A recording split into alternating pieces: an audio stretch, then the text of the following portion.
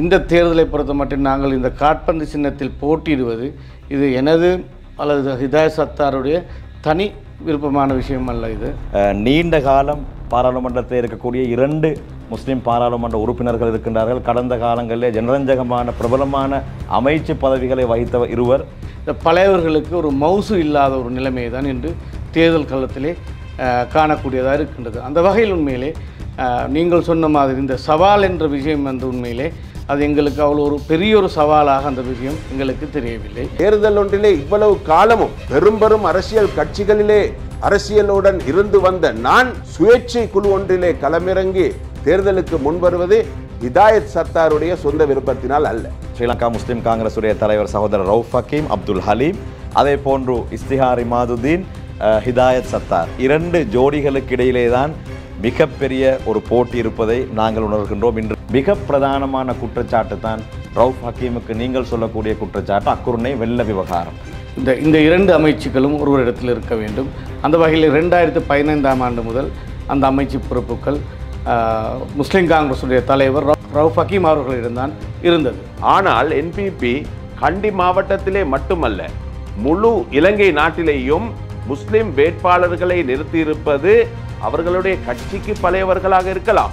ஆனால் அரசியலிலே எந்த விதமான அனுபவமும் இல்லாதவர்களை நிறுத்தியிருக்கின்ற நேரத்திலே இது இறுதி நாள் இரவு வரை உங்களுக்கு வாய்ப்பு தருவதாக கூறப்பட்டதாக சொல்லப்படுகின்றது. பின்பு உங்களை ஏமாற்றிவிட்டதாக மக்களிடத்திலே இன்று பரவலாக பேசிக்கொள்ளப்படுகின்றது.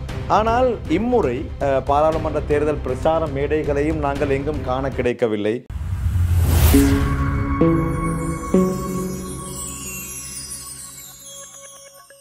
அஸ்ஸலாமு அலைக்கும் வரஹ்மத்துல்லாஹி வபரகாத்துஹு. உங்கள் அனைவர் மீதும் சாந்தியும் சமாதானமும் என்றென்றும் உண்டாவதாக என்ற பிரார்த்தனையோடு ஷார்ட் நியூஸ் வழங்கும் மற்றும் ஒரு ஷார்ட் டாக் நிகழ்ச்சியில் உங்கள் அனைவரையும் சந்திப்பதில் மகிழ்ச்சி அடைகிறேன். பாராளுமன்ற தேர்தலுக்கு எஞ்சியிருப்பது இன்னும் சொற்ப நாட்கள். எனவே ஒவ்வொரு கட்சிகளை சார்ந்தவர்களும் தங்களுடைய பிரச்சார பணிகளிலே தீவிரம் காட்டி வருகிறார்கள். இம்முறை இலங்கையிலே 8000க்கும் அதிகமான வேட்பாளர்கள் களமிறங்கி இருக்கின்றார்கள். அது ஒரு சிறப்பம்சம்.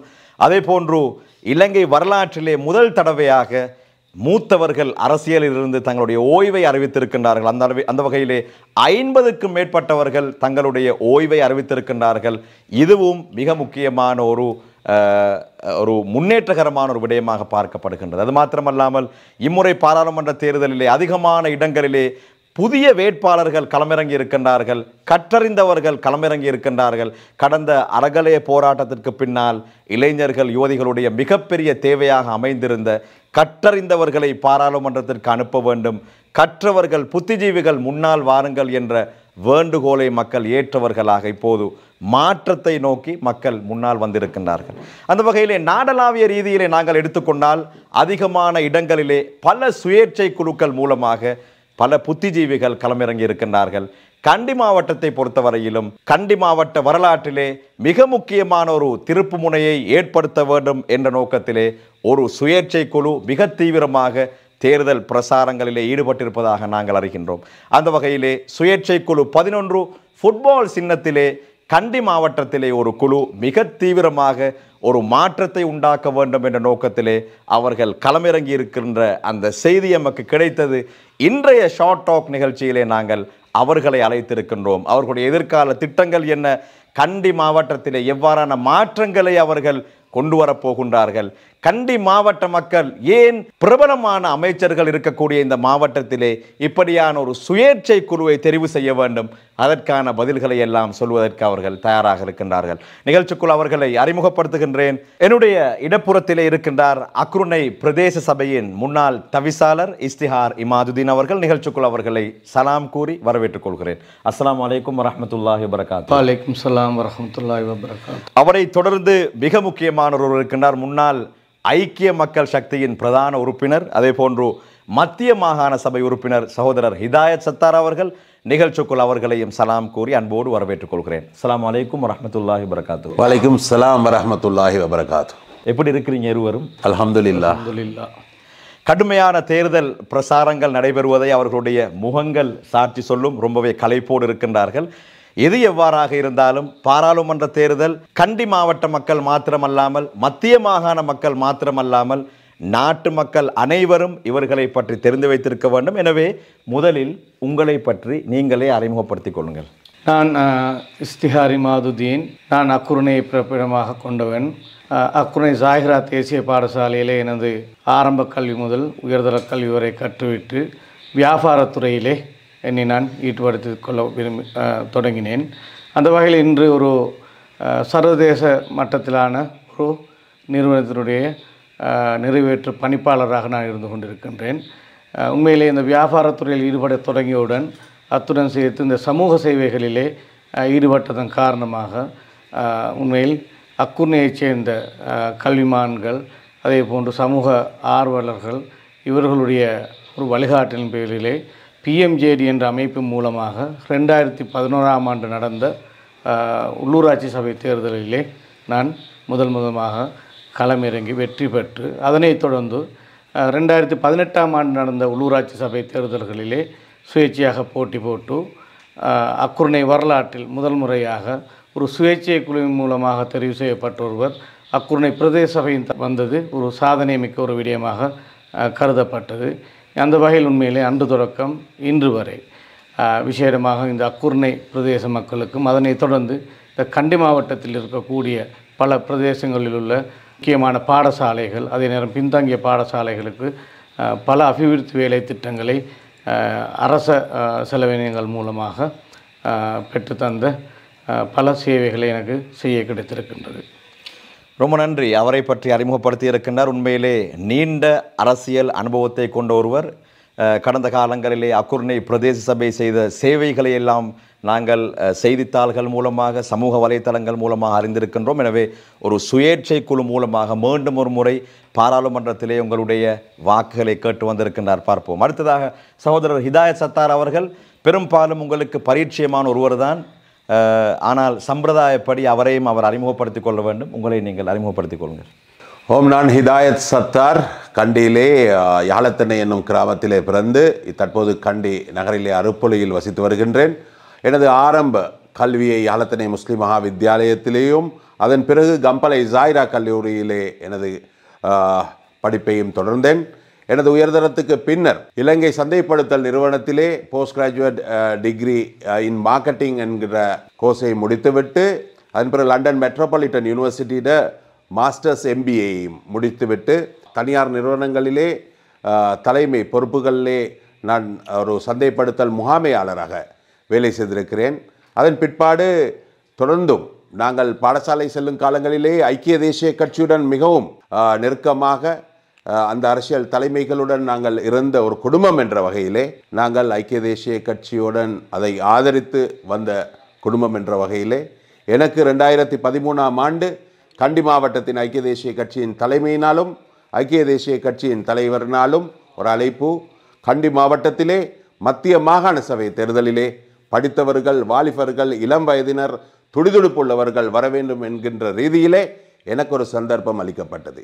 அந்த சந்தர்ப்பத்தை பயன்படுத்தி அன்று மத்திய மாகாண சபைக்கு கண்டி மாவட்டத்திலே போட்டியிட்ட நான் முதலாவது தேர்தலிலே கிட்டத்தட்ட 16,000 வாக்குகளை பெற்று மத்திய மாகாண சபைக்கு 2015ஆம் ஆண்டு தெரிவு செய்யப்பட்டேன். அதற்கு முன்னர் அன்று நல்லாட்சி அரசாங்கத்திலே இலங்கையிலே இருக்கின்ற வயது குறைந்த தென்னை பயிர்ச்செய்கை சபையின் தலைவராக நான் தெரிவு செய்யப்பட்டு அந்த நிறுவனத்தை ஒரு லாபம் ஈட்டக்கூடிய நிறுவனமாக ஸ்தாபனமாக ஆக்கி கொடுத்திருக்கிறேன். அதே போல 2019ஆம் ஆண்டு கௌரவ சஜித் பிரேமதாச அவர்கள் ஐக்கிய தேசிய கட்சியின் ஜனாதிபதி வேட்பாளராக இருந்துவிட்டு அந்த தேர்தலிலே தோல்வியுற்றதன் பின்னர் 2020ஆம் ஆண்டு பாராளுமன்ற தேர்தலுக்கு ஐக்கிய மக்கள் சக்தி, தற்போதைய சமகி ஜன பலவேகி என்ற கட்சி ஆரம்பிக்கப்பட்டது. அதிலே நானும் ஒரு ஆரம்பகால உறுப்பினர். தொடர்ந்தும் அந்த கட்சியிலே கண்டி மாவட்டத்தின் அமைப்பாளராக நான் நியமிக்கப்படுகின்றேன். தொடர்ந்தும் எங்களுடைய கட்சியின் அரசியல் நடவடிக்கைகளுக்காகவும் தலைவரின் ஜனாதிபதி தேர்தல், அதே போல கண்டி மாவட்டத்திலே பாராளுமன்ற தேர்தல்களிலே மூத்த அரசியல்வாதிகளின் வெற்றிக்காக உழைத்த ஒருவன் என்ற வகையிலேயும் கண்டி மாவட்டத்திலே இருக்கின்ற மக்கள் என்னை நன்கு அறிவார்கள். எதையுமே நான் பேசுகின்ற விடயங்களை சாதித்து காட்டியவர் ஒருவன் என்ற வகையிலே மத்திய மாகாண சபை கலைக்கப்பட்டாலும் இன்றும் மத்திய மாகாண சபையினூடாக எங்களுடைய சமூகத்துக்கும் எங்களுடைய மக்களுக்கும் நான் என்னால் முடிந்த சேவையை செய்து கொண்டிருக்கிறேன். நிச்சயமாக இருவர்களுடைய அறிமுகங்களை பார்க்கும் போது கண்டி மாவட்டத்திலே ஜனரஞ்சகமான வேட்பாளர்களோடு போட்டி போடுவதற்கு ரொம்பவே தகுதியான இருவராக இவர்கள் இருவரையும் பார்க்கலாம். பல அரசியல் அனுபவங்களை கொண்டவர்கள். அந்த வகையிலே இஸ்திகாரி மாதுதீனோடு நாங்கள் சூடான கேள்விகளுக்கு செல்வோம். நீங்கள் ஏற்கனவே ஒரு சுயேட்சை குழு மூலமாக கடந்த பாராளுமன்ற தேர்தலிலே போட்டியிட்டீர்கள். அதிலே நீங்கள் உங்களுக்கான வாய்ப்பு கிடைக்கவில்லை. அதற்கு பின்னால் கடந்த இறுதியாக நடைபெற்ற ஜனாதிபதி தேர்தல் வருகின்றது. நீங்கள் திடீரென்று ரணில் விக்ரமசிங்க பக்கம் சாய்கிறீர்கள், சிலிண்டர் பக்கம். அதற்கு பின்னால் மீண்டும் பாராளுமன்ற தேர்தல் வருகின்றது. அரசல் புரசலாக கதைகள் அடிப்பட்டன. நீங்கள் மீண்டும் சிலிண்டரிலே கேட்பீர்கள் அல்லது எஸ்ஜேபியிலே கேட்பீர்கள்.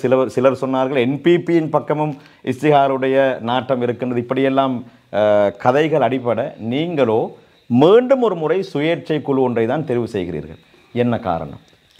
அதாவது உண்மையிலே என்னுடைய அரசியல் பிரவேசமும் அதே போன்று நான் இது போட்டியிடக்கூடிய இது 4வது தேர்தல். இந்த எல்லா தேர்தலிலுமே நான் எங்களுடைய குழுவின் மஷூராப்படி சுயாதீன வேட்பாளராகத்தான் ஒவ்வொரு தேர்தலிலுமே நாங்கள் களமிறங்கி இருக்கின்றோம். ஆனால் நாங்கள் போட்டியிடாத தேர்தல்களிலே எங்களுடைய ஷூரா குழு எடுத்த முடிவுகளுக்கு அமைய நாங்கள் சில வேட்பாளர்களை நாங்கள் ஆதரித்திருக்கின்றோம். அந்த வகையில் தான் கடைசியாக நடந்தது ஒரு ஜனாதிபதி தேர்தல். அந்த வகையில் உண்மையிலே இருந்த ஜனாதிபதி அவர்கள் ரணில் விக்ரமசிங்க அவர்கள் என்று என்னுடைய வேண்டுகோளுக்கு இணங்க கிட்டத்தட்ட 34 பாடசாலைகள், முஸ்லீம் பாடசாலைகளுக்கு அவர்களுடைய அடிப்படை தேவைகளை நிவர்த்தி செய்வதற்கு ஒரு பல கோடி ரூபாய்கள் கொண்ட ஒரு ஃபண்டை நிதி ஒதுக்கீட்டினை செய்து தந்தார். அந்த வகையிலே உண்மையிலே அந்த எனது வேண்டுகோளுக்கு அவர் அந்த விடயத்தை செய்ததால் ஒரு நன்றி உணர்வோடு நாங்கள் அவரை ஆதரிப்பதற்கு முடிவு செய்தோம். அப்படியாக இருந்தால் தொடர்ந்தும் நீங்கள் சிலிண்டரிலே உங்களுடைய இந்த பாராளுமன்ற பயணத்தை தொடர்ந்து இருக்கலாமே. இல்லை, உண்மையில் நீங்கள் சொல்வது ஒரு வாஸ்தவமான செய்தி தான். இருந்தாலும் சிலிண்டர் என்பது இன்று அது ஒரு கட்சியாக இல்லாமல் அது ஒரு கூட்டமைப்பாகத்தான் இருந்து கொண்டிருக்கின்றது. கண்டியை பொறுத்த மட்டிலே அவர்கள் இந்த சிலிண்டர் சின்னத்தில் ஒரு வேட்பாளரை, ஒரு முஸ்லீம் வேட்பாளரை நிறுத்துவதாக தான் அவர்கள் சொல்லியிருந்தார்கள். அதுக்கு உண்மையிலே எனக்கு அழைப்பு கிடைத்தது. ஆனால் உண்மையிலே அந்த வேட்பாளர்கள் பட்டியலை பார்த்தால் இது உண்மையிலே முன்பு எஸ்எல்பிபியிலிருந்து பிரிந்து வந்த 10 பேருக்கும் அதே போன்று ஐக்கிய தேசிய கட்சி சார்பாக 5 பேருக்கும் அதில் இடஒதுக்கீடு இருந்தது. அந்த வகையில் உண்மையிலே அந்த பட்டியலில் நாங்கள் போட்டியிட்டால் நிச்சயமாக எஸ்எல்பிபியிலிருந்து பிரிந்து வந்த இருவரை பாராளுமன்றம் அனுப்புவதற்குரிய ஒரு ஏற்பாடாகத்தான் அதை நாங்கள் கண்டோம். அந்த வகையில் உண்மையிலே அந்த அழைப்பினை நாங்கள் நிராகரித்தோம். அதனைத் தொடர்ந்து உண்மையிலே இந்த தேர்தலை பொறுத்த மட்டும் நாங்கள் இந்த காற்பந்து சின்னத்தில் போட்டியிடுவது இது எனது அல்லது ஹிதாயத் சத்தாருடைய தனி விருப்பமான விஷயம் அல்ல. இது அந்த வகையில் உண்மையிலே இந்த விடயமானது உண்மையிலே கண்டி மாவட்டத்தைச் சேர்ந்த முக்கியமான உலமாக்கள், கல்விமான்கள், அதே போன்று வியாபாரத்துறையைச் சேர்ந்தவர்கள், இப்படியாக பல கட்டங்களில் உள்ளவர்கள் எங்கள் சமூகத்தில் அவர்களுடைய மஷூராவுக்கு அமையவே தான் நாங்கள் இருவரும் என்று இந்த உதைபந்தாட்ட சின்னத்திலே களமிறங்கி இருக்கின்றோம். உண்மையிலே இது ஒரு சவால் நிறைந்த ஒரு தீர்மானம் தான். ஏனென்றால் கண்டியிலே உங்களுக்கு தெரியும், நீண்ட காலம் பாராளுமன்றத்தில் இருக்கக்கூடிய 2 முஸ்லீம் பாராளுமன்ற உறுப்பினர்கள் இருக்கின்றார்கள். கடந்த காலங்களிலே ஜனரஞ்சகமான பிரபலமான அமைச்சு பதவிகளை வகித்த இருவர் அவர்கள் எல்லாம் இருக்க நீங்கள் மீண்டும் ஒரு முறை சுயேட்சை குழு ஒன்றை தான் தெரிவு செய்திருக்கின்றீர்கள். இந்த சேலஞ்சை நீங்கள் எப்படி பார்க்கிறீர்கள்? சிலபோது இந்த வாக்குகள் உங்களுக்கு குறைவடைந்தால் இந்த வாக்குகள் யாருக்குமே பிரயோஜனமற்ற வாக்குகளாக மாறக்கூடிய வாய்ப்புகளும் இருக்கின்றன. எனவே மிகப்பெரிய ஒரு சவாலை நீங்கள் சாதாரணமாக எடுத்திருக்கின்றீர்கள். இந்த சவாலை எப்படி பார்க்கிறீர்கள்? உண்மையில் நாங்கள் அரசியலில் ஈடுபடும் பொழுது நிச்சயமாக இந்த சவால்களுக்கு நாங்கள் முகம் கொடுத்து தான் ஆக வேண்டும். அதில் மாற்று கருத்தில்லை. இருந்தாலும் இன்று எங்களுக்கு தெரியும், இந்த நடைபெற்ற ஜனாதிபதி தேர்தல் முடிவினூடாக நாட்டினுடைய பெரும்பாலான மக்கள் நாட்டில் ஒரு அரசியல் மாற்றம் நிகழ வேண்டும் என்ற எண்ணத்திலே வாக்களித்து அனுர்குமார் திசாநாயக் அவர்களை ஜனாதிபதி ஆக்கினார்கள். அதனைத் தொடர்ந்து நீங்கள் ஆரம்பத்தில் சொன்னது போல் மூத்த அரசியல்வாதிகள் 50க்கும் மேற்பட்டவர்கள் அவர்களுடைய அரசியலிருந்து அவர்களுடைய ஓய்வுகளை அவர்கள் அறிவித்திருக்கின்றார்கள். இது பெரும்பாலும் பெரும்பான்மை சமூகத்தில் உள்ள அரசியல்வாதிகளின் நிலைமை. அதே நாங்கள் முஸ்லீம் சமூகத்தில் பார்த்தோம் என்றால் இப்படி அதாவது அவர்கள் இந்த புதியவர்களுக்கு இடம் கொடுக்கக்கூடிய ஒரு அமைப்பு இந்த முறை தெரியவில்லை. அவர்கள் மீண்டும் இருக்கக்கூடிய பழையவர்கள் அவர்களே இந்த தேர்தல் களத்திலே களமிறங்க வேண்டும் எண்ணத்திலே அவர்கள் வந்திருக்கின்றார்கள். அந்த வகையில் உண்மையிலே இன்று நாங்கள் பார்க்கின்றோம், இந்த தேர்தல் தினம் அறிவிக்கப்பட்டு இதுக்குரிய வேட்பு மனுக்கள் தாக்கல் செய்யப்பட்ட பின்பு இன்று சமகாலத்திலே நாங்கள் இந்த தேர்தல் நிலவரங்களை பார்க்கும் பொழுது நிச்சயமாக இந்த பழையவர்களுக்கு ஒரு மவுசு இல்லாத ஒரு நிலைமை தான் இன்று தேர்தல் களத்திலே காணக்கூடியதாக இருக்கின்றது. அந்த வகையில் உண்மையிலே நீங்கள் சொன்ன மாதிரி இந்த சவால் என்ற விஷயம் வந்து உண்மையிலே அது எங்களுக்கு அவ்வளோ ஒரு பெரிய ஒரு சவாலாக அந்த விஷயம் எங்களுக்கு தெரியவில்லை. நிச்சயமாக இன்று நாங்கள் செல்லக்கூடிய ஊர்களிலே, விசேடமாக முஸ்லீம் ஊர்களிலே எங்களுக்கு ஒரு அமோகமான ஒரு வரவேற்பும் எங்களை பற்றிய ஒரு நல்லெண்ணமும் மக்கள் மத்தியில் இருந்து கொண்டிருக்கின்றது. அந்த வகையில் இன்று கட்சி அரசியல் உண்மையில் இலங்கையை பொறுத்த மட்டில் இந்த கட்சிகளை நம்பி மக்கள் வாக்களித்த காலம் மலையேறிவிட்டது. நிச்சயமாக இன்று அதாவது மக்களிடத்திலே அது எந்த கட்சியினூடாக எந்த ஒரு வேட்பாளர் வந்தாலும் அந்த ஒரு தனிப்பட்ட வேட்பாளரை நன்கு அலசி ஆராய்ந்து அந்த வாக்குகளை வழங்கக்கூடிய நிலையில் தான் மக்கள் இருந்து கொண்டிருக்கின்றார்கள். அந்த வகையில் உண்மையிலே இந்த தேர்தலை பொறுத்த மட்டில் நிச்சயமாக நானும் அதே போன்று ஹிதாயத் சத்தார் அவர்களும் எங்களால் இந்த தேர்தலில் வெற்றி கொள்ள முடியும் என்ற ஒரு நம்பிக்கை எங்களுக்கு இருந்து கொண்டிருக்கின்றது. நிச்சயமாக பொறுத்திருந்து பார்ப்போம். அடுத்ததாக சகோதரர் ஹிதாயத் சத்தார், கண்டி மாவட்டத்திலே அதிகமான அநீதங்களுக்கு உட்படுத்தப்பட்ட ஒருவர் என்றால் அவரை பார்க்கலாம். கடந்த காலங்களில் எல்லாம் கட்சிக்காக வேண்டி மிகப்பெரிய சேவைகளை தியாகங்களை மேற்கொண்ட அவர்கள் இம்முறையும் கூட இறுதி நேரத்திலே அவருக்கான வேட்பு மனுவிலே அவருடைய பெயர் நிராகரிக்கப்படுகின்றது. ஐக்கிய மக்கள் சக்தியை பொறுத்தவரையிலே இம்முறை வேட்புமனு தாக்கல் செய்து அந்த இறுதி நாளிலே பல முக்கியமானவர்கள் தங்களுடைய அதிருப்தியை வெளிப்படுத்தியிருந்தார்கள். குறிப்பாக அஜித் மான பெருமையை சொல்லலாம்.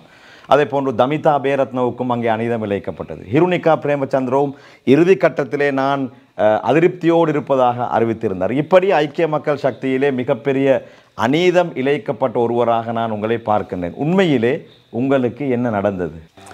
ஜசாக்கல்லா ஹைரன், ஷார்ட் நியூஸ். அதே போல் சகோதர ஊடகவியலாளர் அப்துல் ரஹ்மான் அவர்கள் எங்களுக்கு இந்த ஷார்ட் டாக்ஸ் நிகழ்ச்சி மூலம் நானும் சகோதரர் எஸ்டிஆர் அவர்களும் எதிர்வரும் பாராளுமன்ற தேர்தலுக்காக கண்டி மாவட்டத்திலே பல பகுதிகளுக்கும் ஓடிக்கொண்டிருக்கிற நேரத்திலே எங்களுக்கு ஒரு சந்தர்ப்பத்தை வழங்கியமைக்கு ஷார்ட் நியூஸுக்கு ஜசாக்கல்லா ஹைரன்.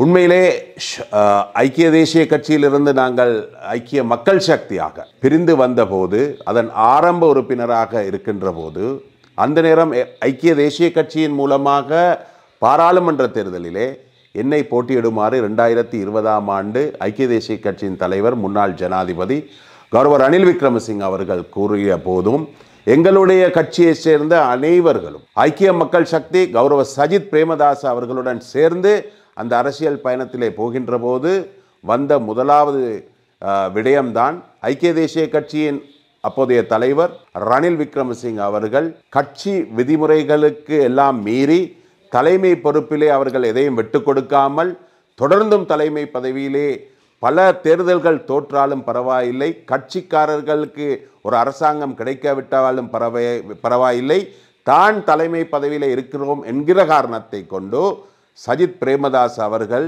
ஆரம்பித்த கட்சிதான் சமகி ஜன பலவேகி.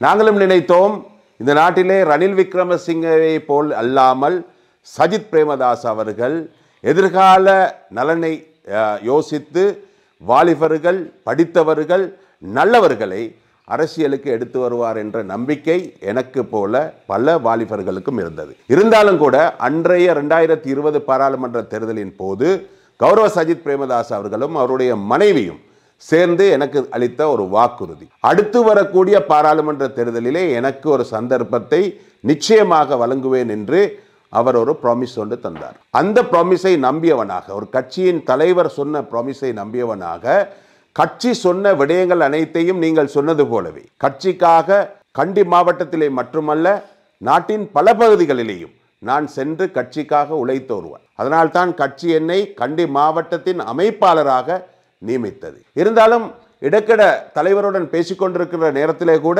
அவர் ஞாபகப்படுத்துவார், அடுத்த பாராளுமன்ற தேர்தலுக்கு எனக்கு தயாராகும்படி. இவ்வாறான தயாராகிற விடயங்கள் அனைவற்றையும் செய்து கொண்டு வந்த நான் கடந்த ஜனாதிபதி தேர்தலிலே தேர்தல் நடைபெறுவதற்கு ஒரு 10 நாட்களுக்கு முன்னர் தலைவர் பேசும்போது நான் கூறிய ஒரு விடயம், நீங்கள் ஜனாதிபதி தேர்தலிலே வெற்றி அடைவீர்கள், வெற்றி அடைந்ததும் எனக்கு பாராளுமன்ற தேர்தலிலே கேட்பதற்கு விருப்பம் இல்லை என்பதை நான் அவருக்கு கூறினேன். ஏனென்று சொன்னால் கண்டி மாவட்டத்திலே கிட்டத்தட்ட 30-35 வருட காலங்களாக எங்களுடைய மூத்த பாராளுமன்ற உறுப்பினர்களை அனுப்பி கொண்டு இருக்கின்ற எமது சமூகம் எப்போதும் அவர்களிடமிருந்து அரசாங்கம் ஒன்று 94க்கு பிறகு நல்லாட்சி காலத்தை தவிர எங்களுக்கு ஒரு அரசாங்கம் கிடைக்கவில்லை. கௌரவ சஜித் பிரேமதாஸ் அவர்கள் ஜனாதிபதியானால் நான் பாராளுமன்றம் சென்று பின்வரிசையில் அமர்வதை விட எங்களிடம் இருக்கின்ற மூத்த அரசியல்வாதிகளை பாராளுமன்றம் அனுப்பி அவர்களுக்கு 2 கேபினட் அமைச்சு பொறுப்புகளை பெற்றுக்கொண்டு கண்டி மாவட்டத்திலே இருக்கின்ற முஸ்லிம் சமூகத்துடைய பின்னடைவுகளை சரி செய்வதற்கு நானும் அன்று எனது சுயலாபத்தை விட பொது லாபத்தை கருதி சஜித் பிரேமதாஸ் அவர்களிடம் கூறினேன். ஆனாலும் சஜித் பிரேமதாஸ் அவர்கள் தேர்தலிலே தோற்றதன் பின்னர் எங்களுடைய மூத்த அரசியல்வாதிகள் தாங்கள் எதிர்க்கட்சி அரசியலுக்கும் நாங்களே செல்ல வேண்டும் என்பதிலே விடாப்பிடியாக இருந்தார்கள். ஆனால் தலைவர் அதிலே இருவரில் ஒருவரை தேசிய பட்டியல் உறுப்பினராக வரும்படி கூறியும் அவர்கள் இருவரும் ஒன்றாக சேர்ந்து நாங்கள் இந்த தேர்தலிலே போட்டியிட வேண்டும் என்பதை உறுதியாக கூறினார்கள். இருந்தாலும் கூட கண்டி மாவட்டத்தில் இருக்கின்ற சகோதரர் இஸ்திகார் சொன்னது போல கண்டி மாவட்டத்திலே தேர்தல் ஒன்றிலே இவ்வளவு காலமும் பெரும் அரசியல் கட்சிகளிலே அரசியலுடன் இருந்து வந்த நான் சுயேட்சை குழு ஒன்றிலே களமிறங்கி தேர்தலுக்கு முன்வருவது ஹிதாயத் சத்தாருடைய சொந்த விருப்பத்தினால் அல்ல. எங்களுடைய கண்டி மாவட்டத்தில் இருக்கின்ற கண்ணியமிக்க உலமாக்கள், படித்தவர்கள், பேராசிரியர்கள் இவ்வாறான ஒரு பெரும் குழு எங்களை அணுகி எங்களிடம் கேட்டுக்கொண்டதற்கு இணங்க நானும் சகோதரர் இஸ்தியாரும் 2 துருவங்களிலே அரசியல் செய்து கொண்டிருந்தவர்கள் சமூகத்தின் தேவைக்காக எதிர்கால சமூகத்திலே ஒரு தலைமைத்துவத்தை கொடுக்க வேண்டும் என்பதற்காக வரப்போகின்ற பாராளுமன்றம் முஸ்லிம் சமூகத்துக்கு ஒரு பாரிய சவாலை கொண்டு வரக்கூடிய பாராளுமன்றமாக இருப்பதனால் எங்களை போன்ற 2 பேரை கண்டி மாவட்டத்தில் இருக்கின்ற மிக முக்கியமானவர்கள் தெரிவு செய்து இந்த போட்டிக்கு அழைக்கின்ற போது எங்களுக்கு கேஸ் சிலிண்டர் ஊடாக அழைப்பு வருகிறது, அவர்களுடைய கட்சியிலே எங்களையும் வேட்பாளராக உள்வாங்கும்படி. இருந்தாலும் கூட சகோதரர் இஸ்தியார் சொன்னது போல நாங்கள் எங்களுடைய சமூக வாக்குகளை பேசி எடுத்து சிலிண்டர் கட்சிக்கு கொடுக்கின்ற போது பாராளுமன்றத்துக்கு செல்லக்கூடியவர்கள் அன்று அறகலையிலே இந்த நாட்டிலே பாராளுமன்றத்தில் இருந்து வெளியேற்ற வேண்டும் என்று கூறிக்கொண்டிருந்தவர்கள் பாராளுமன்றம் சென்றால் அது எனக்கும் சகோதரர் இஸ்தியார் அவர்களுக்கும் பெரும் பிரச்சனையாக வரும். இருந்தாலும் நாங்கள் இந்த சுயேட்சை குழுவை தெரிவு செய்த நோக்கம் நானும் சகோதரர் இஸ்தியாரும் மாத்திரம் இந்த சுயேட்சை குழுவில் இருப்பவர்கள் அல்ல. அன்று ஜனாதிபதி ரணில் விக்ரமசிங்க அவர்களை வெற்றியடை செய்வதற்காக 23 லட்சம் வாக்குகளை பெற்றுக் கொடுத்த கண்டி மாவட்டத்தில் இருக்கின்ற ஒவ்வொரு தொகுதியின் அமைப்பாளர்கள் என்ற ரீதியிலே 9 அமைப்பாளர்கள் பெரும்பான்மை சமூகத்தை சேர்ந்தவர்கள் எங்களுடன் இந்த சுயேட்சை குழுவில் இருக்கின்றார்கள். எனவே அவர்களுடன் சேர்ந்து நாங்களும் இந்த சுயேட்சை குழுவாக போட்டியிடுகின்ற போது இது ஒரு வெறும் சுயேட்சை குழுவாக அல்ல, இது ஒரு கட்சியாக இன்று பலம்பெறும் அரசியல் கட்சிகளிலே மூத்த அரசியல்வாதிகள் பயந்து நடுங்குகின்ற அளவுக்கு எங்களுடைய வேட்பாளர்கள் மிகவும் சிறப்பாக அவர்களுடைய பிரதேசங்களிலே அவர்களுடைய அரசியல் நடவடிக்கைகளிலே மக்களிடம் சென்று மக்களிடம் வாக்குகளை கேட்டுக்கொள்வது மட்டுமல்லாமல் மற்றைய பெரும் அரசியல் கட்சிகளை பற்றியும் அதில் இருக்கின்ற வேட்பாளர்களை பற்றியும் சொல்லி அவர்கள் வாக்குகளை எடுக்கின்ற போது எங்களுக்கு இன்ஷா அல்லாஹ் சுயேட்சை குழு, இந்த ஃபுட்பால் சின்னத்தில் இருக்கின்ற சுயேட்சை குழு இன்று பெரும் அரசியல்வாதிகளே கூறுகின்றார்கள். ஆரம்பத்திலே சொன்னார்கள் வாக்குகளை சிதறடிக்க வந்திருக்கிறவர்கள் என்று.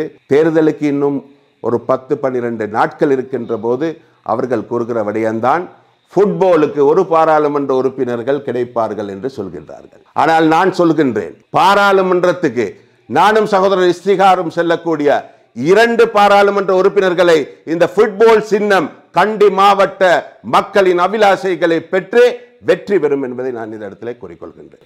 நிச்சயமாக இங்கே இவருடைய கருத்துக்களை பார்க்கக்கூடிய நேரத்திலே 2 ஜோடிகளுக்கு மத்தியிலே தான் போட்டி இருப்பதாக நான் உணர்கின்றேன். மூத்த பாராளுமன்ற உறுப்பினர்கள் ஸ்ரீலங்கா முஸ்லிம் காங்கிரஸ் உடைய தலைவர் சகோதரர் ரவுஃப் ஹக்கீம், அப்துல் ஹலீம், அதே போன்று இஸ்திஹார் இமாதுதீன், ஹிதாயத் சத்தார் 2 ஜோடிகளுக்கு இடையிலே தான் மிகப்பெரிய ஒரு போட்டி இருப்பதை நாங்கள் உணர்கின்றோம். இன்று காலையிலே இருந்து நாங்கள் கண்டி மாவட்டத்திலே பல நிகழ்ச்சிகளிலே நாங்கள் பங்கு பற்றியிருந்தோம். பல அரசியல்வாதிகளுடைய நேர்காணல்களை நாங்கள் செய்திருந்தோம். அப்போது எங்களுக்கும் இந்த சவால் கண்டி மாவட்டத்திலே எவ்வளவு தீவிரமாக இருக்கின்றது என்பதை உணரக்கூடிய சந்தர்ப்பம் கிடைத்தது. எனவே எதிர்வரக்கூடிய காலங்களில் அந்த ஜோடியும் எமக்கு அவகாசம் வழங்கினால் அவர்களையும் நேர்காணல் செய்வதற்கு நாங்கள் தயாராக இருக்கின்றோம். இப்போதைக்கு அவர்கள் மூலமாக அல்லது அவர்களுடைய ஆதரவாளர்கள் மூலமாக வரக்கூடிய விமர்சனங்கள் பற்றி இவர்களிடத்திலே கேட்போம். முதலாவதாக, நீங்கள் இருவரும் வாக்குகளை உடைக்க வந்தவர்கள் என்ற ஒரு குற்றச்சாட்டு இருப்பதாக நீங்கள் சொன்னீர்கள். அது உங்களுடைய ஜனநாயக உரிமை. ஆனால் நீங்கள் எடுத்துக்கொண்ட அந்த விடயம், நீங்கள் உங்களுக்கு எதிரான ஜோடியாக நீங்கள் எடுத்துக்கொண்டது ரவுஃப் ஹக்கீம், அப்துல் ஹலீம் இருவர் தான். மக்களுக்கு, அதாவது கண்டி மாவட்ட மக்களுடைய ஒரு தேவையும் இருக்கின்றது. இவர்களால் கண்டி மாவட்டத்திற்கு எந்த விதமான பிரயோசனமும் இல்லை. எனவே கண்டியிலே இருக்கக்கூடிய முக்கியமான இருவர் இதற்கு வர வேண்டும். நீங்கள் சொன்னதை போன்று ஜம்மியத்துல் உலமா, கற்றறிந்தவர்கள், புத்திஜீவிகள் அனைவருடைய வேண்டுகோள்கள் இருந்ததை நாங்களும் அறிவோம். ஆனால் நீங்கள் அவர்கள் இருவருக்கும் எதிராக முன்வைக்கக்கூடிய குற்றச்சாட்டுக்களிலே மிக பிரதானமான குற்றச்சாட்டு தான் ரவுஃப் ஹக்கீமுக்கு நீங்கள் சொல்லக்கூடிய குற்றச்சாட்டு அக்குர்ணை வெள்ள விவகாரம். இந்த வெள்ள விவகாரத்தை பொறுத்தவரையில் இது தீர்வே இல்லாத ஒரு விடயமாக மாறியிருக்கின்றது. நீங்கள் கூட 5 ஆண்டுகள் அக்குர்ணை பிரதேச சபை தவிசாளராக இருந்திருக்கின்றீர்கள். இந்த பிரச்சனையை பார்க்கக்கூடிய நேரத்தில் அதிகமானவர்கள் சொன்னார்கள், இது வெறுமனே ஹக்கீமுக்கு மாத்திரம் விரல் நீட்டக்கூடிய ஒரு பிரச்சனை அல்ல. செயாமன் தான் இறுதியாக அங்கே சட்டவிரோத கட்டிடங்களுக்கெல்லாம் சைன் பண்ணக்கூடியவர். இவர் எங்கே சென்றார்? இவர் இதன் அடிப்படையிலே அங்கே சைன் பண்ணுறார். இவரும் பார்த்து தான் சட்டவிரோதமான விடயங்கள், சட்டவிரோதமான கட்டிடங்களுக்கு அனுமதி வழங்கி இருக்கின்றார் என்ற ஒரு குற்றச்சாட்டு. அந்த விடயம் சமூக வலைத்தளங்கள் அதே போன்று பிரதான ஊடகங்களிலே செல்லக்கூடிய நேரத்திலே அவர் உங்களை தைரியமாக அழைக்கின்றார், வாருங்கள் விவாதத்திற்கு நான் தயாராக இருக்கின்றேன். நீங்களும் அந்த விவாத அழைப்பை ஏற்றுக்கொண்டீர்கள். இறுதியிலே ஷார்ட் நியூஸும் அதற்கு தயாராக இருந்தது. அப்படி ஒன்றும் நடைபெற்றது போன்று தெரியவில்லை. அக்குர்ணை வெள்ள விவகாரத்திற்கு நீங்கள் குற்றவாளியா? உண்மையில் இது ஒரு வேடிக்கையான ஒரு கேள்வி. ஏனென்றால் இந்த வெள்ளம் சம்பந்தமாக இது ஒரு 30 வருடத்துக்கு மேல் உள்ள ஒரு பிரச்சனை. இந்த பிரச்சனையில் நான் ஒரு அக்குர்ணை பிரதேச சபையின் தலைவராக ஒரு 5 வருட காலம் இருந்திருக்கின்றேன். அமைச்சர் ரவுஃப் ஹக்கீமரை பொறுத்த மட்டில் அவர் 20 வருடங்களுக்கு மேலாக பாராளுமன்றத்தில் இருந்தவர். அதேபோல் முஸ்லிம் காங்கிரஸுடைய தலைவர். அது மட்டுமல்லாமல் இந்த வெள்ள பிரச்சினைக்கு தீர்வு காணக்கூடிய எல்லா பலங்களும் பொருந்திய அமைச்சு பதவி அவரிடம் 2015ஆம் ஆண்டு முதல் இருந்தது.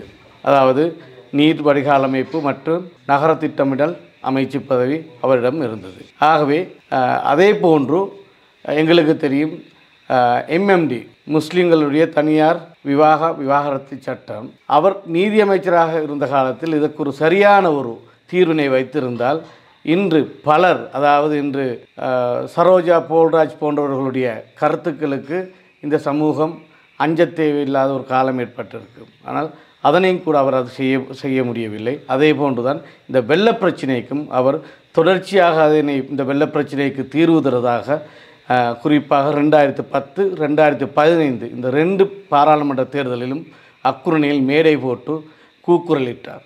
எங்கே அவருடைய வாக்குறுதி?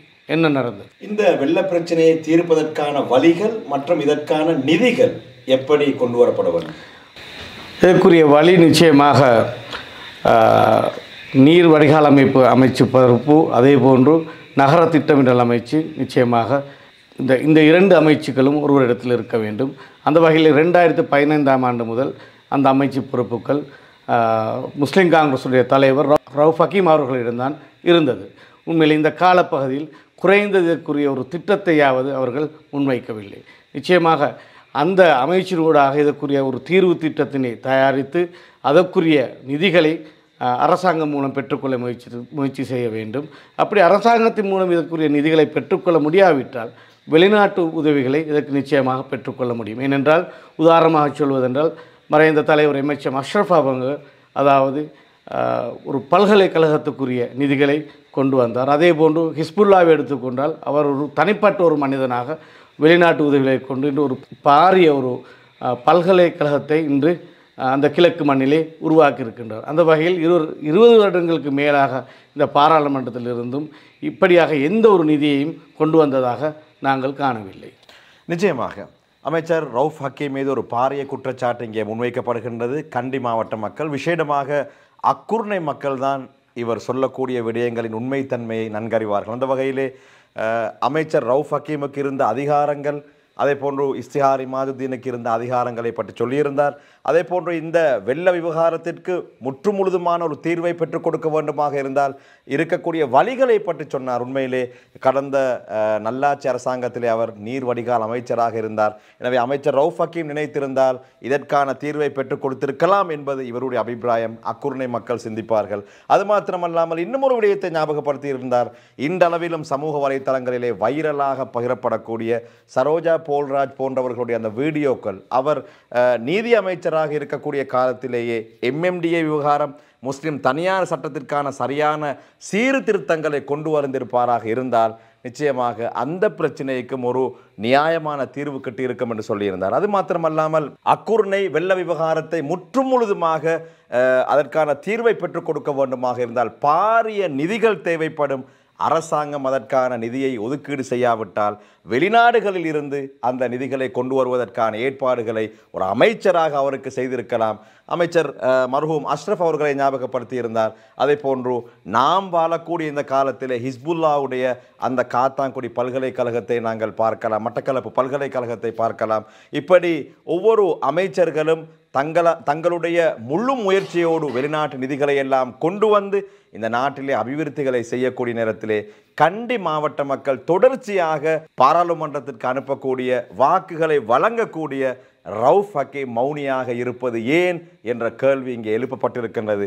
பதில் சொல்வதற்கு அவர் தயாராக இருப்பாராக இருந்தால் அவகாசம் வழங்க நாங்கள் தயாராக இருக்கின்றோம். அடுத்ததாக நீங்கள் சொல்லுங்கள் சகோதரர் ஹிதாயத் சத்தார் அவர்கள். அதாவது உங்களுக்கான வேட்பு மனு நிராகரிக்கப்படுவதற்கான பிரதானமான காரணம் சகோதரர் அப்துல் ஹலீம் அவர்களுக்கு வழங்கப்படக்கூடிய இடம்தான் உங்களுக்கு வழங்கப்பட வேண்டிய இடம் என்று கண்டி மாவட்ட மக்கள் பேசிக்கொண்டிருக்கிறார்கள். சகோதரர் அப்துல் ஹலீம் கண்டி மாவட்ட மக்களுக்கு செய்திருக்கக்கூடிய சேவைகள் அல்லது அவரால் நிராகரிக்கப்பட்ட, அவரால் தவறவிடப்பட்டிருக்கக்கூடிய விடயங்கள் மிக மிக பிரதானமான குற்றச்சாட்டுக்களாக நீங்கள் இவற்றை பார்க்கிறீர்கள். உண்மையிலே கண்டி மாவட்டத்திலே 2 ஐக்கிய தேசிய கட்சி வேட்பாளர்களுக்கு இடமிருந்த போதும் அன்று 2010 போன்ற காலங்களிலே 3 அபேட்சகர்கள் ஐக்கிய தேசிய கட்சியினால் முன்னாள் மறைந்த அமைச்சர் காதர் ஹாஜியாருடன் சேர்த்து வேட்பாளர்களாக நியமிக்கப்பட்டிருந்தார்கள். இருந்தாலும் நீங்கள் சொல்வது போல தற்போது ஐக்கிய தேசிய கட்சி ஐக்கிய மக்கள் சக்தியானதன் பின்னர் ரவுஃப் ஹக்கீம் முஸ்லிம் காங்கிரஸ் தலைவருக்கு இருக்கின்ற அந்த வேட்புமனுவுடன் ஒன்றுதான் ஐக்கிய மக்கள் சக்திக்கு இருக்கிறது. எனவே அந்த ஒரு வேட்பாளரிலே மாற்றம் வரும்போது தான் புதியவர் ஒருவருக்கு அந்த சந்தர்ப்பம் வழங்கப்படும். எனவே நான் கௌரவ முன்னாள் அமைச்சர் முன்னாள் பாராளுமன்ற உறுப்பினர் MH அப்துல் ஹலீம் அவர்களை பற்றி சொல்வதென்றால், அவர்கள் மாகாண சபையிலே ஒரு அமைச்சராக இருந்தபோது கண்டி மாவட்டத்திலே பல முஸ்லிம் கிராமங்களுக்கு பல சேவைகள் செய்திருக்கின்றார்கள். அதே போல் அவர் பாராளுமன்றம் சென்றது முன்னாள் அமைச்சர் கௌரவ ACS ஹமீத் அவர்களின் மறைவுக்கு பின்னர் 2000ஆம் ஆண்டு பாராளுமன்றத்துக்கு உள்வாங்கப்படுகின்றார். அப்போதும் கூட அவர்களுடைய சிறந்த அந்த போக்கு இருந்து வந்தது. இருந்தாலும் நான் காண்கின்றேன், கடந்த 10 வருடங்கள் முன்னாள் அமைச்சர்கள் இருவரும், ரவுஃப் ஹக்கீம் அமைச்சராக இருக்கலாம், அப்துல் ஹலீம் அமைச்சராக இருக்கலாம், இவர்கள் இருவரும் அந்த அரசியலிலே அவர்கள் செய்ய வேண்டிய வகிபாகங்களை அந்த முன்னர் செய்ததை போன்று செய்யவில்லை. ஒரு உதாரணம் சொல்கின்றது என்று சொன்னால், எங்களுடைய இஸ்திஹார் இமாதுத்தீன் அவர்கள் அக்குர்ணை பிரதேச சபையின் தலைவராக 2018ஆம் ஆண்டு வந்தபோது எங்களுடைய நல்லாட்சி அரசாங்கம், அப்போது நாங்கள் கொண்டு வந்த மைத்ரிபால சிறிசேன ஜனாதிபதியிடம் இருந்து இவர் அக்குர்ணை பிரதேசத்துக்கு அபிவிருத்திகளை கொண்டு வருகிறார். மீண்டும் 2019ஆம் ஆண்டு ஜனாதிபதி தேர்தலிலே கோட்டாபே ராஜபக்ச ஜனாதிபதி ஆகிறார். கோட்டாபே ராஜபக்சவிடம் ஐக்கிய தேசிய கட்சிக்கோ ஐக்கிய மக்கள் சக்திக்கோ உதவிகளை பெற முடியாது என்பது எல்லாரும் தெரிந்த விடயம். ஆனால் இஸ்திஹார் இமாதுத்தீன் அவர்கள் அக்குர்ணை பிரதேச சபையின் தலைவர் என்ற ரீதியிலே கோட்டாபே ராஜபக்சேயிடம் இருந்து அக்குர்ணைக்கு அபிவிருத்தி திட்டங்களை எடுத்து வருகிறார். ரைட், இவர்கள் இருவரிடமிருந்தும் எங்களுடைய கட்சிக்கு எங்களுடைய உறுப்பினர்களுக்கு கிடைக்க மாட்டாது என்பது உறுதி. இருந்தாலும் கோட்டாபே ராஜபக்சேவுடைய காலத்திலே ஒரு 2.5 வருட காலத்துக்கு எங்களுடைய முன்னாள் தலைவர் ஐக்கிய தேசிய கட்சியின் தலைவர் கௌரவ ரணில் விக்ரமசிங்க அவர்கள் ஜனாதிபதியாக வருகின்றார்கள். இப்போது நான் எங்களுடைய பாராளுமன்ற உறுப்பினர்களிடம் கேட்கிறேன், எங்களுடைய முன்னாள் தலைவர் நாங்கள் வாக்குகள் கொடுத்து பிரைம் மினிஸ்டராக பல தடவைகள் அவரை உருவாக்கினோம். இப்போது அவர் ஜனாதிபதியாக இருக்கின்ற போது பல பாராளுமன்ற உறுப்பினர்கள், முன்னாள் அமைச்சர்கள், ஏன் ஐக்கிய மக்கள் சக்தியிலே இருப்பவர்களும் போய் அவரிடம் உதவிகளையும் அபிவிருத்திகளையும்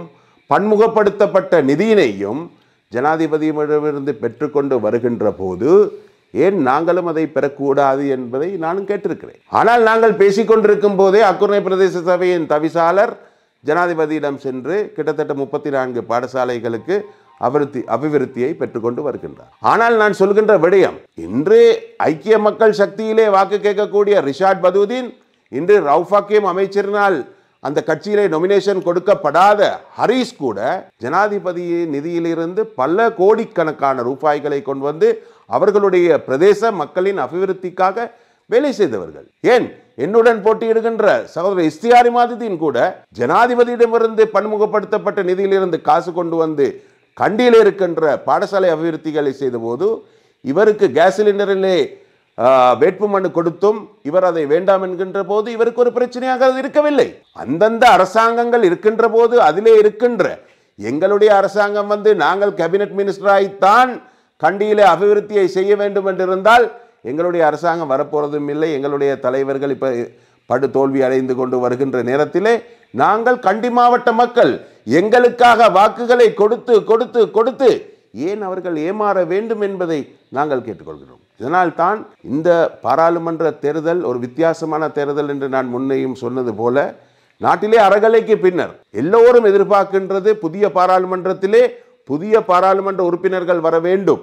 அந்த புதிய பாராளுமன்ற உறுப்பினர்களை உருவாக்குவதற்கு மூத்த பாராளுமன்ற உறுப்பினர்கள் தவறிவிட்டார்கள் என்பதை கூறித்தான் நாங்கள் இருவரும் இன்று சுயேட்சை குழு மூலம் மக்களிடம் செல்கின்றோம். எனவே மக்கள் எங்களுக்கு தருகின்ற அரவணைப்பும் அந்த நன்றி உபதேசங்களும் இன்றும் எங்களுக்கு மறக்க முடியாது. எனவே எங்களுடைய வெற்றி நாங்கள் இந்த சுயேட்சை குழுவாக சத்தியமாக வெற்றி பெறுவோம் என்பதை கூறிக்கொள்கின்றேன். இதில் நான் ஒரு விடயத்தை சேர்த்து கொள்ள வேண்டும். அதனை நண்பர் ஹிதாய் சத்தார் அவர்கள் மறந்துவிட்டார்கள் போல். அதாவது அவர் இதற்கு முன்னைய பாராளுமன்ற தேர்தலிலே அவர் தேர்தல் பிரச்சாரங்களில் ஈடுபட்ட பொழுது நான் நினைக்கிறேன் எங்களுடைய வேலுக்குமார் எம்பி அவர்களுக்கும் அவருடைய தேர்தல் பணிகளிலே ஈடுபட்டிருந்தார். அந்த வகையில் உண்மையிலே ஜனாதிபதியினுடைய பன்முகப்படுத்த நிதியிலிருந்து வேலுக்குமார் அவருக்கு கிடைத்த கிட்டத்தட்ட 6 கோடி அளவிலான ஒரு நிதியிலிருந்து நான் நினைக்கின்றேன் ஹிதாய் சத்தார் அவர்கள் 2 கோடி ரூபாய்களை பெற்று அதனை இந்த கண்டி மாவட்டத்தில் இருக்கக்கூடிய ஊர்களினுடைய அபிவிருத்திக்கு அதனை அவர் செலவு செய்தார் என்பதையும் இந்த இடத்தில் ஞாபகப்படுத்திக் கொள்ள வேண்டும். நிச்சயமாக பல குற்றச்சாட்டுக்கள் முன்வைக்கப்படுகின்றன. கண்டி மாவட்ட மக்கள் தான் சிந்திக்க வேண்டும். அதாவது ஒரு போட்டியை பொறுத்தவரையிலே ஒரு விளையாட்டாக இருந்தால் இணைப்பாட்டம் என்று சொல்வார்கள். ஒரு போட்டியிலே ஒரு அணி வெற்றி பெற வேண்டுமாக இருந்தால் இணைப்பாட்டம், பார்ட்னர்ஷிப் ரொம்ப முக்கியமாக இருக்கும் என்பது அனைவருக்கும் தெரிந்த ஒரு விடயம். அந்த அடிப்படையிலே அப்துல் ஹலீம் ரவுஃப் ஹக்கீம் ஜோடி மிக நீண்ட காலமாக பாராளுமன்றத்தில் இருக்கின்றது. மக்களுடைய பல குற்றச்சாட்டுகளும் இருக்கின்றன. அவர்களோடு போட்டியிடுவதற்காக வேண்டி 2 இளம் ஜோடி இங்கே வருகை தந்திருக்கின்றார்கள். இதொரு புதிய இணைப்பாட்டத்தை துவங்க வேண்டும் என்ற நோக்கத்திலே வந்திருக்கின்றார்கள். எனவே அவர்கள் சொல்லக்கூடிய விடயங்கத்தினுடைய தாற்பயங்கள், தத்துவங்களை கண்டி மாவட்ட மக்கள் நன்கறிந்திருப்பீர்கள். எனவே சிந்திக்கக்கூடியவர்கள் நீங்கள் தான். சரியான முறையிலே உங்களுடைய வாக்குகளை செலுத்தினால் நிச்சயமாக உங்களுடைய ஊரினுடைய அபிவிருத்தி உங்களுக்கே வந்து சேரும் என்பதில் எந்த விதமான மாற்று கருத்தும் இல்லை. இந்த நிகழ்ச்சி நான் ஆரம்பத்திலே சொல்லியிருந்தேன், சற்று மாறுபட்ட ஒரு நிகழ்ச்சி. இவர்களிடத்திலே நான் மாத்திரம் கேள்வி கேட்பது அது அவ்வளவு உசிதமல்ல. எனக்கு முன்னால் இவர்களுடைய ஆதரவாளர்கள், அது மாத்திரமல்லாமல் பார்வையாளர்கள் என்று பெரும் திரளானவர்கள் முன்னால் அமர்ந்திருக்கின்றார்கள். அவர்களும் பல கேள்விகளை தங்களுடைய வேட்பாளர்களிடத்தில் கேட்க வேண்டும் என்ற ஆசையோடு இருக்கின்றார்கள். அவர்களுக்கான அவகாசத்தையும் வழங்க வேண்டும். அந்த அடிப்படையில் என்னுடைய வினாக்களில் இறுதி வினாவாக இருவரிடத்திலும் நான் கேட்கக்கூடிய பிரதானமான வினாதான் ரவுஃப் ஹக்கீமுடைய பிரதான ஸ்லோகன். இம்முறை அவருடைய கோஷம் உறுதியான குரல் என்பதுதான் அவருடைய பிரதான ஸ்லோகனாக இருக்கின்றது. மறுமுனையிலே அப்துல் ஹலீம் அப்படியான ஒரு ஸ்லோகனை நான் பார்க்கவில்லை. இந்த ஜோடி பாராளுமன்றத்திலே 3 தசாப்தங்கள் இருந்த ஜோடி, இப்படியான ஒரு பலமான ஜோடியை எதிர்த்து நீங்கள் இருவரும் இம்முறை களமிறங்கி இருக்கின்றீர்கள். கண்டி மாவட்ட மக்கள் அவர்களை நம்பாமல் உங்களை நம்பி உங்களுக்கு ஏன் வாக்களிக்க வேண்டும் என்பதை இருவரும் சொல்லுங்கள். முதலாவதாக நீங்கள் சொல்லுங்கள். நிச்சயமாக, அதாவது அவர்கள் இதுவரை காலமும் கடந்த ஒரு தசாப்த காலமாக எதிரணியிலிருந்து அரசியல் செய்திருக்கின்றார்கள்.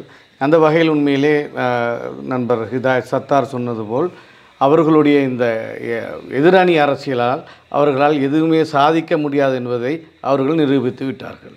உண்மையிலே ஒரு பாராளுமன்ற உறுப்பினர் என்ற வகையிலே இந்த ஒரு பாராளுமன்ற உறுப்பினர்களுக்கு பல சிறப்புரிமைகள் கிடைக்கப்படுகின்றன. அதாவது எங்களுக்கு இந்த பாராளுமன்ற அனுமதி எங்களுக்கு கிடைத்தால் நிச்சயமாக நாங்கள் இந்த அரச நிதிகளை மட்டும் எதிர்பார்க்காமல் உண்மையில் எங்களால் முடியும் வெளிநாட்டு தூதரகங்கள், அதே போன்று வெளிநாடுகளில் இருக்கக்கூடிய அரபு நாடுகளிலிருந்து எங்களுடைய மக்களுக்காக வேண்டி பல உதவிகளை பெற்றுக்கொண்டு வரலாம்.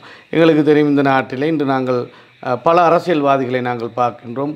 ஒரு முறை பாராளுமன்றம் சென்றவர்கள் அதனைத் தொடர்ந்து பாராளுமன்றம் செல்வதற்கு அவர்களுக்கு அனுமதி கிடைக்காவிட்டாலும் தொடர்ச்சியாக அவர்களுடைய பிரதேசங்களிலே பாரிய, அதாவது மெகா ப்ரொஜெக்ட்ஸில் அவங்க செய்கிறதை நாங்கள் பார்க்குறோம். அந்த வகையில் உண்மையில் இது முடியாத ஒரு விடயம் அல்ல. இது எங்களுக்கு உண்மையிலே எங்களோட சமூகத்தில் எங்களோட மக்களுக்கு இருக்கக்கூடிய பிரச்சனைகளை நாங்கள் சரியாக இனங்கண்டு கொண்டால் நிச்சயமாக அந்த பிரச்சனைகளை தீர்த்து வைக்கிறதுன்ற ரீதியில் இந்த தலைமைத்துவம், அதாவது எனக்கும் ஹிதாயத் சத்தாருக்கும் ஒரு சந்தர்ப்பம் கிடைக்கும் பட்சத்தில் அதில் நாங்கள் நிச்சயமாக அதை எங்களுடைய ஒரு உறுதிமொழியாக எங்களால் சொல்ல முடியும். அந்த பிரச்சனைகளுக்குரிய தீர்வுகளை பெற்றுத் தருவதிலே நாங்கள் இன்ஷா அல்லாஹ் மிகவும் கடின உழைப்பாக நாங்கள் ஈடுபடுவோம் என்று சொல்ல முடியும். என்ன ஒன்றை மறந்து விட்டீர்கள், அக்குர்ணை வெள்ள விவகாரம். நீங்கள் பாராளுமன்றம் சென்றால் எவ்வளவு காலம் தேவைப்படும் அதனை அந்த பிரச்சனைக்கான தீர்வை பெற்றுக் கொடுப்பது? வெள்ள பிரச்சனையை பொறுத்த மட்டிலே உண்மையிலே அதாவது கடைசியாக எங்களுடைய முன்னாள் ஜனாதிபதி கௌரவ ரணில் விக்ரமசிங்க அவர்களுடைய தலைமையிலே கண்டியில் ஒரு கூட்டம் நடைபெற்று அந்த கூட்டத்தில் எடுக்கப்பட்ட முடிவுகளின் பிரகாரம் இப்பொழுது அதற்குரிய ஆரம்பகட்ட வேலைகள் அதனை பற்றிய ஒரு ஆராய்ச்சி நடைபெற்று கொண்டிருக்கின்றது. அதனைத் தொடர்ந்து அந்த சகதி மண்களை துப்புரவு செய்யக்கூடிய பணிகளும் பொல்கொள்ளை டேமிலிருந்து ஆரம்பிக்கப்பட்டிருக்கின்றது. அதனைத் தொடர்ந்து உண்மையிலே SLRDC நிறுவனத்தினுடைய பரிந்துரைகளுக்கு அமைய இதுக்குரிய நிதிகளும் இந்த வருடமும் ஒதுக்கப்பட்டிருக்கின்றது. அடுத்த வருடமும் இதில் பல கோடி ரூபாய்கள் இதற்கு நிதி ஒதுக்கப்பட்டிருப்பதாக நாங்கள் அறிகின்றோம். அந்த வகையில் உண்மையில் இது வெள்ள பிரச்சனைக்கு தீர்வு என்பது இன்று, அதாவது எங்களுக்கு இது அப்படி நேரடியாக இதுக்கு ஒரு பதிலை சொல்லக்கூடிய நிலையில் இந்த பிரச்சனை இல்லை. இது நிச்சயமாக இது தீர்த்து வைக்கப்பட வேண்டிய பிரச்சனை. இதுக்கு உரிய முறையில் இந்த பிரச்சனையுடைய ஆழத்தை நாங்கள் அலசி ஆராய்ந்து நிச்சயமாக இதுக்கு ஒரு முடிவை பெற்று தருவதற்கு எங்களாலான முழு முயற்சியும் செய்வோம் என்று தான் என்னால் சொல்ல முடியும். உங்களுடைய வாக்குறுதிகள்? உண்மையிலே ஸ்லோகன் என்பது ஒவ்வொருத்தரும் அவர்களுடைய அரசியல் வாழ்க்கையிலே பாவிப்பதற்கு எதையும் பாவிக்கலாம். சாணக்கிய தலைமை என்பார்கள், தேசிய தலைமை என்பார்கள். ஆனால் இப்போது நீங்கள் சொன்னது போல உறுதியான குரல், இந்த உறுதியான குரல் எல்லாம் கண்டி மாவட்ட மக்கள் இந்த தேர்தலிலே அவர்களுக்கு வாக்களிக்கிற வீதத்தை வைத்து நாங்கள் புரிந்து கொள்ளலாம். அதே போல கண்டி மாவட்டத்தில் இருக்கின்ற மூத்த அரசியல்வாதிகள் இருவரும் முஸ்லிம் கலாச்சார சமய பண்பாட்டு அலுவல்கள் அமைச்சராக இருந்தவர்கள். நான் ஒரு கூட்டத்திலே காண்கின்றேன், உறுதியான குரல் என்று சொல்லிக் கொள்ளுகின்றவர்கள் பரத் அருள்சாமி என்ற ஒரு தமிழ் சகோதர வேட்பாளர் களமிறங்க இருக்கின்றார் ஐக்கிய மக்கள் சக்தியிலே. அவரை ப்ரொமோட் பண்ணும் போது உறுதியான குரல் சொல்கிறது, இவர் நிறைய இஸ்லாமிய முஸ்லிம் நாடுகளுடைய தூதுவராலயங்களின் சம்பந்தத்தை வைத்து அதனூடாக கண்டி மாவட்டத்திலே பல வேலை திட்டங்களை முன்னெடுத்து வருகின்றார். அவருடன் நானும் போகும்போது அது எந்த பிரச்சனையும் இல்லாமல் தேர்தல் பிரச்சாரங்களிலே செய்யலாம் என்பதை கூறியிருக்கின்றார். வெட்கப்பட வேண்டும். முஸ்லிம் சமய கலாச்சார அமைச்சராக இருந்த சாணக்கிய தலைமை, தேசிய தலைமை இவ்வாறு கூறுவது வெட்கப்பட வேண்டிய ஒரு விடயம். ஒரு தமிழ் சகோதர வேட்பாளரை வைத்துக்கொண்டு முஸ்லிம் கிராமங்களுக்கும் மற்ற பிரதேசங்களுக்கும் முஸ்லிம் நாட்டு தூதுவராலயங்களினால் வேலை செய்வதென்றால் இதற்கு நான் பதில் கூற தேவையில்லை. கண்டி மாவட்ட மக்கள் நல்லொரு பதிலை இந்த தேர்தலிலே கூறுவார்கள் என்பது நிச்சயம். எனவே எங்களுடைய தேர்தல் பிரச்சாரம் மிகவும் வேகமாக, நாங்கள் தேர்தல் பிரச்சாரத்தை நேரத்தோடு பிளான் பண்ணி இருக்கவில்லை. திடீரென்று நாங்கள் இருவரும் சேர்ந்து சுயேட்சை குழுவாக ஃபுட்பால் சின்னத்திலே கேட்கின்ற போது கிட்டத்தட்ட 1 மாத காலத்துக்குள் கண்டி மாவட்டத்திலே பல பிரதேசங்களிலே வீடு வீடாக நாங்கள் ஃபுட்பால் சின்னத்திலே களமிருக்கின்ற செய்தியை நாங்கள் கொடுத்து விட்டோம். முடிவெடுக்க வேண்டியது கண்டி மாவட்ட மக்கள். 35 வருடகாலம் பாராளுமன்றத்தில் இருந்தவர்களை மீண்டும் பாராளுமன்றம் அனுப்புவதா, அல்லது எதிர்காலத்திலே சவால் மிக்க ஒரு பாராளுமன்றத்திலே என்னையும் இஸ்தியார் இமாதுதீன் போன்ற இளம் வேட்பாளர்களை பாராளுமன்றம் அனுப்பி எதிர்கால தலைவர்களை உருவாக்கி கண்டி மாவட்டத்திலே இதற்கு முன்னர் நடந்த விடயங்களை விடவும் நல்ல விடயங்களை செய்து கொள்வதற்கு எமது சமூகத்தை மீண்டும் தலை நிமிர்ந்து கண்ணியமாக கௌரவமாக வாழ வைப்பதற்கு சிறந்த ஒரு தலைமுறையினரை உருவாக்க வேண்டிய பொறுப்பு கண்டி மாவட்ட முஸ்லிம் சகோதர சகோதரிகள் அனைவருக்கும் இருக்கின்றது என்பதை கோரிக்கொள்கின்றனர். நிச்சயமாக மாற்றம் ஒன்றுதான் மாறாதது என்று சொல்வார்கள். எனவே ஒரு மாற்றம் ஒரு சமூகத்திலே நிகழ வேண்டுமாக இருந்தால் ஒவ்வொரு தனிநபரும் அதனுடைய வகிப்பங்கை வகிக்க வேண்டும். ஒவ்வொரு தனிநபரும் அந்த மாற்றத்திற்கான முன்மொழிவுகளை மொழிய வேண்டும், அதற்கான ஏற்பாடுகளை செய்ய வேண்டும். அப்போதுதான் சமூகத்திலே மாற்றங்கள் நிகழும் என்பதில் எந்த விதமான மாற்று கருத்தும் இல்லை. எனவே கண்டி மாவட்ட மக்கள் இவர்கள் இருவரும் சொன்ன விடயங்களிலே நம்பிக்கை கொண்டவர்களாக இருந்தால் நிச்சயமாக இவர்களை பாராளுமன்றத்திற்கு அனுப்புவீர்கள். பொறுத்திருந்து பார்ப்போம். அடுத்ததாக இந்த நேர்காணலின் இறுதி கட்டத்தை நாங்கள் அடைந்திருக்கின்றோம். இங்கே எனக்கு முன்னால் பல பார்வையாளர்கள் இருக்கின்றார்கள். அவர்களும் தங்கள் சார்பாக பல கேள்விகள் அவர்களுடைய உள்ளங்களிலே இருக்கும். இவர்களிடத்திலே கேட்டு அதற்கான பதில்களை பெற்றுக்கொள்ள வேண்டும் என்ற ஆசை இருக்கும். எனவே ஷார்ட் நியூஸ் நாங்கள் ஒருபோதும் நாங்கள் மாத்திரமே கேள்வி கேட்டு அவர்களுக்கான பதில்களை பெற்றுக் கொடுக்கக்கூடியவர்களாக இருப்பதில் நாம் சந்தோஷப்படுவதில்லை. மக்கள் கேட்க வேண்டும். இதற்கு பின்னால் எல்லா சந்தர்ப்பங்களிலும் இது போன்ற நிலைமைகள் உருவாக்கப்பட வேண்டும். நாங்கள் கடந்த காலங்களில் சமூக வலைத்தளங்களிலே பார்த்தோம், அரசியல் பிரமுகர்களிடத்திலே போய் மக்கள் கேள்வி கேட்கின்றார்கள், பாடசாலை மாணவர்கள் கேள்வி கேட்கின்றார்கள். அந்த நிலை உருவானால் மாத்திரம்தான் ஒரு ஆரோக்கியமான தலைமுறையினர், ஆரோக்கியமான அரசியல் பிரமுகர்களை உருவாக்கலாம் என்பதில் எந்த விதமான மாற்ற கருத்தும் இல்லை. எனவே இந்த நிகழ்ச்சியின் இறுதி கட்டமாக எனக்கு முன்னால் அமர்ந்திருக்கக்கூடிய பார்வையாளர்களுக்கான நேரம் வழங்கப்படுகின்றது. கேள்விகளை கேட்க தயாராக இருப்பவர்கள் உங்களுடைய கரங்களை உயர்த்தி காட்டினால் நான் அங்கே வருவேன். ஒருவர் கரம் உயர்த்தி இருக்கின்றார். இனி பார்வையாளர்களுக்கான கேள்வி நேரம். பார்வையாளர்கள் கேள்வி கேட்பதற்கான அவகாசம் வழங்கப்பட்டிருக்கின்றது. அந்த வகையிலே உங்களுக்கான நிபந்தனை, முதலில் நீங்கள் யாரிடத்திலே கேள்வி கேட்கப் போகின்றீர்கள் என்பதை நீங்கள் அடையாளப்படுத்த வேண்டும். உங்களுடைய பெயரை சொல்ல வேண்டும். சுருக்கமான முறையிலே உங்களுடைய வினாவை தொடுக்க வேண்டும். முதலிலே கேள்வி கேட்பவர் யார்? நீங்கள். ரைட். உங்களுடைய பெயர்? ரிஸ்வி. யாரிடத்திலே கேள்வி கேட்க? இஸ்திகார் இமாதுதீனிடம். உங்களுடைய கேள்வியை கேளுங்க. முன்னாள் வைசார் இஸ்திகார் இமாதுதீனுக்கான கேள்வி, அவர் இதுவரை 3 ஆண்டு கட்சிக்கு மாறி இருந்தார். என்றால் ஒட்டகம், டயமண்ட் மற்றும் லாஸ்டாக கேஸ் சின்னத்துக்கு இருந்தார். மக்களோட கேள்வி என்ன என்றால், மாறி மாறி செல்வதற்கு என்ன காரணம்? கட்சித்தாவல். நான் ஏற்கனவே இதற்குரிய பதிலை சொல்லிவிட்டேன். இருந்தாலும் மிக சுருக்கமாக நான் சொல்லிக் கொடுத்துருவேன். அதாவது நாங்கள் போட்டியிட்ட ஒவ்வொரு தேர்தலிலுமே நாங்கள் சுயேட்சையாகத்தான் போட்டியிட்டோம். இந்த சுயேட்சையாக போட்டியிடும் பொழுது, அதாவது அங்கு தரப்படுகின்ற சின்னங்களை நாங்கள் தெரிவு செய்கின்ற பொழுது இந்த சின்னங்களிலே மாற்றம் ஏற்பட்டிருக்கும். அதாவது டைமண்ட் என்பது ஒரு சின்னம், இப்பொழுது நாங்கள் காற்பந்தில் வந்திருப்பது, ஃபுட்பாலில் வந்திருப்பது இன்னொரு சின்னம். ஆகவே அது சுயேட்சை குழுக்களுக்கு அந்த இடத்தில் வைத்து தரப்படுகின்ற அந்த சின்னங்களை வைத்துத்தான் எங்களுக்கு தெரிவு செய்ய முடியும். அந்த வகையில் அந்த சின்னங்களிலே மாற்றம் ஏற்பட்டிருக்கின்றது. நாங்கள் தொடர்ச்சியாக சுயாதீனமாகத்தான் களமிறங்கி இருக்கின்றோம். நாங்கள் போட்டியிடாத தேர்தல்களிலே நாங்கள் வேறு வேட்பாளர்களுக்கு நாங்கள் எங்களுடைய அல்லது கட்சிகளுக்கு எங்களுடைய ஆதரவை வழங்கியிருக்கின்றோம். நிச்சயமாக. அடுத்த கேள்வியை கேட்பவர் யார்? உங்களுடைய கேள்வி. எனது பேர் ஃபாரூக்.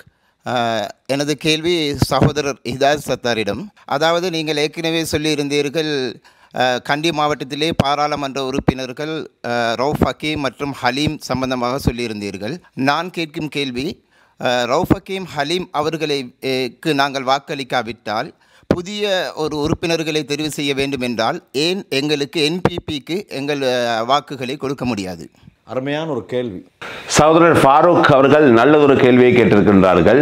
மூத்த உறுப்பினர்களுக்கு கொடுக்காத வாக்குகளை ஏன் நாங்கள் என்பிபி 2 வேட்பாளர்களுக்கு கொடுக்க கூடாது என்று. உண்மையிலே அனுரகுமார திசாநாயக்க அவர்கள் 3 வீத வாக்குகளில் இருந்து இன்று 43 வீதம் வாக்குகளை எடுத்து நாட்டின் ஜனாதிபதியாக இருக்கின்றார்கள். நாங்களும் நினைத்தோம், முழு நாடும் நினைத்தது, அனுரகுமார திசாநாயக்க அவர்களுடைய என்பிபி கட்சியிலே இருந்து சிறந்த நல்ல படித்த அனுபவமுள்ள வேட்பாளர்களை முன்னிறுத்துவார்கள் என்று.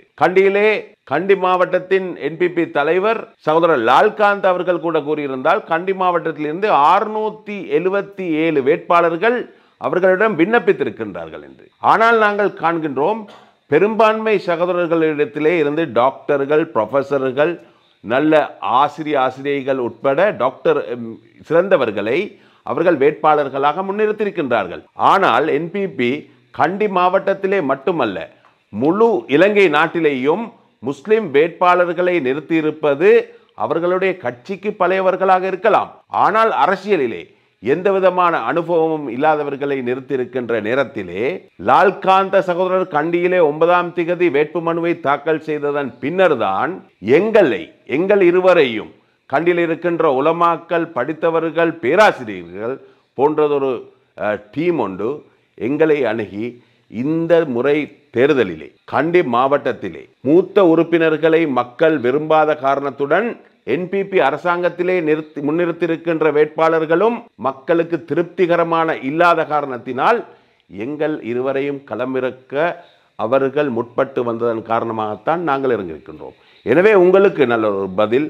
நீங்கள் ஏன் மூத்த உறுப்பினர்களுக்கு வாக்கு கொடுக்காதவர்கள் என்பிபிக்கு கொடுக்க வேண்டும் என்று கேட்டதை கால்பந்து சின்னத்திலே போட்டியிடுகின்ற எங்கள் இருவருக்கும் தரலாம் என்பதை கூறிக்கொள்வதோடு, என்பிபி கட்சியினால் முழு நாட்டிலேயும் முஸ்லிம் வேட்பாளர்களை நிறுத்தியிருப்பது யாருக்கும் எமது சமூகத்துக்கு திருப்தி இல்லாமல் இருக்கின்றது.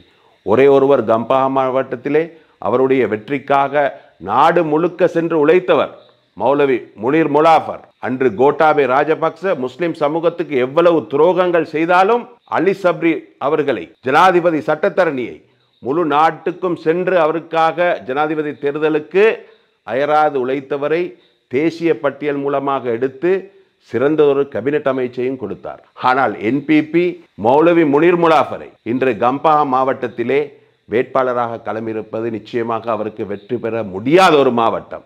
எனவே சரோஜா போல்ராஜ் போன்றவர்கள் நாளை பாராளுமன்றத்திலே வந்து முஸ்லிம்களுக்கு எதிராக பேசுகின்ற போது என்பிபியினால் முன்னிறுத்தப்பட்டிருக்கின்ற முஸ்லிம் வேட்பாளர்கள் பாராளுமன்றம் சென்றாலும் வாய் மூடி மௌனியாகத்தான் இருக்க வேண்டும். இன்று மீடியாக்களுக்கு செல்வதாக இருந்தாலும் ஒரு போஸ்டரை ஒட்டுவதாக இருந்தாலும் என்பிபி தலைமையகத்தில் இருந்து அவர்களுக்கு ஆர்டர் வந்தால் மட்டும்தான் முடியும்.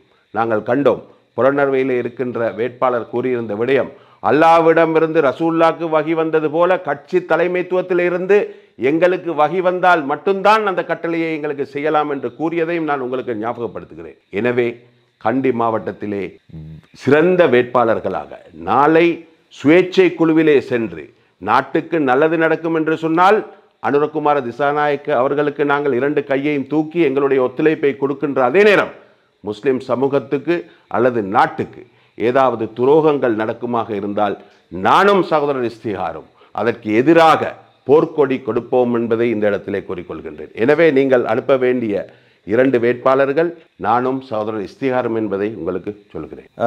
அருமையான ஒரு பதில். இந்த இடத்திலே நான் ஒரு விடயத்தை ஞாபகப்படுத்திக் கொள்கின்றேன். அல்லாஹ்விடத்திலே இருந்து வரக்கூடிய கட்டளைகளை நபி அவர்கள் செய்ததை போன்று எமக்கு தலைமையகத்திலே இருந்து வரக்கூடிய கமாண்டுகளைத்தான் நாங்கள் செய்கின்றோம் என்ற அந்த விடயத்தை சொன்னது மட்டக்களப்பு மாவட்டத்திலே இருக்கக்கூடிய, அதாவது ஒரு வேட்பாளர் தான் அப்படி சொல்லியிருந்தார், புலனர்வை அல்ல என்பதை திருத்திக் கொள்கின்றேன். இன்னும் ஒரு வினாவுக்கான அவகாசம். உங்களுடைய பெயர்? அஸ்ஸலாமு அலைக்கும். என் பேர் ஃபர்சான். யாரிடத்தில் உங்களுடைய கேள்வி? சேர்மன். எங்களோட சக்கரவண்டி சாலைகளுக்கு அணுகி நடந்திருக்கிறது. அது என்னவென்றால் அவர் கட்டணம் 3500 ரூபா ஏன் கூட்டினீர்கள்? உண்மையில் இது நான் பிரதேச சபை தலைவராக பொறுப்பேற்று 2வது வருட வரவு செலவு திட்டத்திலே தான் இந்த அதிகரிப்பு செய்யப்பட்டது. இருந்த கட்டணத்திலே திருத்தங்கள் கொண்டு வரப்பட்டது. உண்மையில் இது நான் தன்னிச்சையாக எடுத்த ஒரு முடிவல்ல. இது எங்களுடைய பிரதேச சபையை பிரதிநிதிப்படுத்தக்கூடிய என்னுடன் சேர்த்து மற்ற 29 உறுப்பினர்களும் சேர்ந்து தான் இந்த முடிவினை எடுத்தோம். உண்மையிலே அந்த முடிவு எடுத்ததுக்கு பின்பு உண்மையிலே எங்களுடைய முச்சக்கர வண்டிகளை ஓட்டக்கூடிய எங்களுடைய பிரதேச சகோதரர்களிடமிருந்து இதற்கான முறைப்பாடுகள் கிடைத்தது. அதாவது இதனை சற்று அதிகமாக இருப்பதால் இதனை குறைத்து தரும்படி. உண்மையில் அந்த வகையில் அதாவது அதிகரித்த ஒரு கட்டணத்தை குறைப்பது என்பது உண்மையிலே எங்கள் பிரதேச சபையினுடைய இருக்கக்கூடிய எங்களுக்கு தரப்பட்டிருக்க அதிகாரங்கள் படி அது உண்மையில் எங்களால் செய்ய முடியாத ஒரு விடயம். இருந்தாலும் அது ஒரு குறிப்பிட்ட காலத்துக்கு பின்பு எங்களுடைய ஆளுநரால் இதனை செய்ய முடியும். அதாவது இந்த மீள் பரிசீலனைக்கு உட்படுத்தப்பட்டு மாகாண ஆளுநரின் அனுமதியுடன் இதனை செய்ய முடியும். அதற்குரிய வேலைகளை நாங்கள் இப்பொழுது அந்த முச்சக்கர சாரதிகளுக்கு நாங்கள் வழிகாட்டல்களை செய்திருக்கின்றோம். அந்த வகையில் அவர்கள் அந்த வழிகாட்டல்களை பின்பற்றி அதனை குறைப்பதற்குரிய அந்த நடவடிக்கைகளில் ஈடுபட்டு கொண்டிருக்கிறார்கள். ஆனால் அது கடைசியில் அதாவது இந்த 30 பேரும் சேர்ந்து எடுத்த இந்த முடிவு கடைசியில் நான் தன்னிச்சையாக எடுத்த ஒரு முடிவை போன்று சமூகத்திலே பரப்பப்பட்டு உண்மையிலே இது ஒரு எனக்கு எதிரான ஒரு பிரச்சாரமாகவும் இருந்து கொண்டிருக்கின்றது. அது அப்படி அல்ல. நான் ஆரம்பத்தில் சொன்னது போல் இது ஒட்டுமொத்த எங்களுடைய சபையை பிரதிநிதித்துவப்படுத்தக்கூடிய எல்லோரும் சேர்ந்து எடுத்த முடிவு தான் இந்த முடிவு என்பதை இந்த இடத்தில் நான் மிக தெளிவாக சொல்லிக் கொள்கின்றேன். உங்களுடைய பெயர்? அஸ்ஸலாமு அலைக்கும். நான் ரிசா. பொதுவாகவே கண்டி மாவட்டத்தை பொறுத்த வரையில் இதுவரைக்கும் நடந்த தேர்தல்களை வச்சு பார்க்கக்குள்ள நாங்கள் கண்டி மாவட்ட மக்கள் வாக்குறுதி அரசியலை நம்பி அந்த வாக்குறுதிகளுக்காக வேண்டி மட்டுமே வாக்களிக்கக்கூடிய மக்களாக இருந்தோம். இந்த வினா 2 பேருக்குமானது. இதே போன்று வருகின்ற தேர்தலில் நீங்கள் இருவரும் வெற்றி பெற்று பாராளுமன்றம் சென்றால் நீங்கள் தற்பொழுது கூறிய வாக்குறுதிகளையும் தேர்தல் பிரச்சாரங்களில் சொல்லக்கூடிய வாக்குறுதிகளையும் நிறைவேற்றுவீர்களா? அதற்கான உத்தரவாதத்தை எங்களுக்கு தருமாறு கேட்டுக்கொள்கிறேன். ரொம்ப நன்றி. ஒரு அற்புதமான வினா. முதலில் சகோதரர் இஸ்திகா. உண்மையில் அதாவது இந்த வாக்குறுதிகள் என்று வரும் பொழுது நாங்கள் அதை வாக்குறுதிகளாக அளித்திருந்தால் நிச்சயமாக அவற்றை நாங்கள் செய்வதற்கு எங்களாலான சகல முயற்சிகளை நாங்கள் மேற்கொள்வோம். அந்த வகையில் உண்மையிலே உங்களுக்கு தெரியும், அக்குருணை பிரதேச சபை தலைவராக நான் இருந்த காலகட்டத்தில் அல்லது அந்த காலத்திலே நாங்கள் பிரச்சார நடவடிக்கையில் ஈடுபடும் பொழுது கூட நாங்கள் உண்மையிலே 2018ஆம் ஆண்டு வாக்குறுதியாக தந்தது எங்கள் ஊரில் 30 வருடங்களுக்கு மேலாக இருந்த எங்களுடைய திண்மக் கழிவு அகற்றல் பிரச்சினைக்கு ஒரு நிரந்தர தீர்வினை பெற்றுத்தருவதாக சொல்லியிருந்தோம். அந்த வகையில் அந்த வாக்குறுதியை நாங்கள் சபையை பொறுப்பெடுத்து 1.5 வருடத்துக்குள் அதுக்குரிய ஒரு முழுமையான தீர்வை நாங்கள் பெற்றுத்தந்தோம். அந்த வகையில் எங்கள் ஊரில் அதே போன்று எங்களுடைய இந்த பிராந்தியத்தில் இருக்கக்கூடிய அதாவது மக்களுடைய அடிப்படை பிரச்சனைகளை நாங்கள் ஏற்கனவே நன்றாக இனம் கண்டிருக்கின்றோம். அந்த வகையிலே அவற்றுக்குரிய தீர்வுகளை நாங்கள் எதிர்காலத்தில் இன்ஷா அல்லாஹ் பெற்றுத்தருவதற்கு எங்களால் முழுமையான முயற்சியை மேற்கொள்வோம். சகோதரர் கேட்ட கேள்வி வாக்குறுதிகளை நிறைவேற்றுவீர்களா என்று. இதற்கு முன்னர் வாக்குறுதிகள் கொடுத்தவர்கள் வாக்குறுதியை நிறைவேற்றாத காரணத்தினால்தான் இவ்வாறான ஒரு கேள்வியை நீங்கள் இங்கே முன்வைக்கின்றீர்கள். நிச்சயமாக எங்களுடைய தேர்தல் பிரச்சாரங்களிலேயும் எங்களால் முடியாத வாக்குறுதிகளை நாங்கள் சொல்லுவது இல்லை. எங்களால் முடியுமானவற்றை நாங்கள் சொல்கின்றோம். அதை நிச்சயமாக இன்ஷா அல்லாவின் உதவியுடன் நாங்கள் செய்வோம். அதே போல இப்போது வாக்குறுதி அரசியல்களிலே இருந்தும் மக்கள் கண் திறந்து அரசியல்வாதிகளை பார்க்கின்ற போது நாங்கள் கொடுக்காத வாக்குறுதிகளை விடவும் மிகவும் அழகான முறையிலே எமது சமூகத்திலே பின்தங்கிய நிலையிலே இருக்கின்ற அனைத்து விடயங்களுக்கும் நானும் சகோதரர் இஸ்திகாரும் பல விடயங்களிலே ஒரு ஸ்ட்ராட்டஜிக் பிளானோட நாங்கள் முன்னுக்கு போகிறோம். இன்ஷா அல்லாஹ் அடுத்து வரக்கூடிய 5 வருடங்களிலே எங்களால் ஆன பங்கு வகிபாகம் மிகவும் சிறப்பாக கண்டி மாவட்ட மக்களுக்கு கல்வி கலாச்சாரம் அபிவிருத்தி அரசியலிலே நிச்சயமாக இருக்கும் என்பதை கூறிக்கொள்கின்றேன். நிச்சயமாக. இன்னும் ஒரே ஒரு வினாவுக்கான அவகாசத்தை தாருங்கள். அவர் ரொம்ப நேரமாக கேட்கின்றார். உங்களுடைய பெயர்? என்னுடைய பெயர் ரினோஷன்.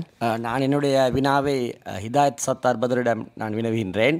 அதாவது தேர்தல் நொமினேஷனுக்கு முந்தி உங்களுக்கு இறுதி நாள் வரை இறுதி நாள் இரவு வரை உங்களுக்கு வாய்ப்பு தருவதாக கூறப்பட்டதாக சொல்லப்படுகின்றது. பின்பு உங்களை ஏமாற்றி விட்டதாக மக்களிடத்திலே இன்று பரவலாக பேசிக்கொள்ளப்படுகின்றது. இதில் உண்மைத்தன்மை என்ன? நீங்கள் ஏமாற்றப்பட்டீர்களா? அத்துடன் நீங்கள் இந்த தேர்தலிலே வெற்றி பெற்றால் மீண்டும் எஸ்ஜேபியுடன் போய் சேரக்கூடிய ஏதாவது சாத்தியக்கூறுகள் இருக்கின்றன? ஆம், ஆரம்பத்தில் அதற்கான பதிலை நீங்கள் சொல்லியிருந்தாலும் கூட சுருக்கமான ஒரு பதிலை சொல்லுங்கள். நல்லதொரு கேள்வி. இருந்தாலும் எனக்கு தந்த வாக்குறுதியை எனது கட்சியின் தலைவர் நிறைவேற்றவில்லை. நொமினேஷன் போர்டு ஒன்று சகலரும் சொன்னதுதான் ஹிதாயத் சத்தாருக்கு இந்த முறை நொமினேஷன் கொடுக்கப்பட வேண்டும் என்று. அதற்கான காரணம், கட்சியிலே இருந்து வெளியே சென்றவர்களை கூட திருப்பி கட்சி உள்ளுக்கு உள்வாங்கக்கூடிய ஒரு வேட்பாளர் தான் ஹிதாயத் சத்தார் என்று கூறியிருந்தார்கள். ஆனாலும் நொமினேஷன் போர்டிலே 99% எல்லாரும் ஏற்றுக்கொண்ட விடயத்தை கட்சியின் தலைமை ஏற்கவில்லை. எனவே எனக்கு விருப்பம் இருந்ததோ இல்லையோ, கண்டி மாவட்டத்திலே நான் ஏற்கனவே கூறியது போல உலமாக்கள், படித்தவர்கள், அவ்வாறான ஒரு குழு என்னிடம் வினயமாக கேட்டுக்கொண்டதற்கு இணங்க சகோதரர் இஸ்தியாருடன் நான் முன்வந்து இந்த சுயேட்சை கழுவிலே போட்டியிடுகின்றேன். ஆனால் நான் பாராளுமன்றம் சென்றாலும் ஐக்கிய மக்கள் சக்தியின் தலைவராக சஜித் பிரேமதாச இருக்கும் வரைக்கும் எனக்கும் ஐக்கிய மக்கள் சக்திக்கும் எந்த தொடர்பும் இருக்காது என்பதை நான் நேயர்களுக்கு சொல்லிக்கொள்ள விரும்புகிறேன். ரொம்ப நன்றி. நேயர்களுடைய எல்லா வினாக்களுக்கும் பதில் சொல்லிவிட்டீர்கள். இனி நிகழ்ச்சியை நிறைவு செய்யும் நேரம்.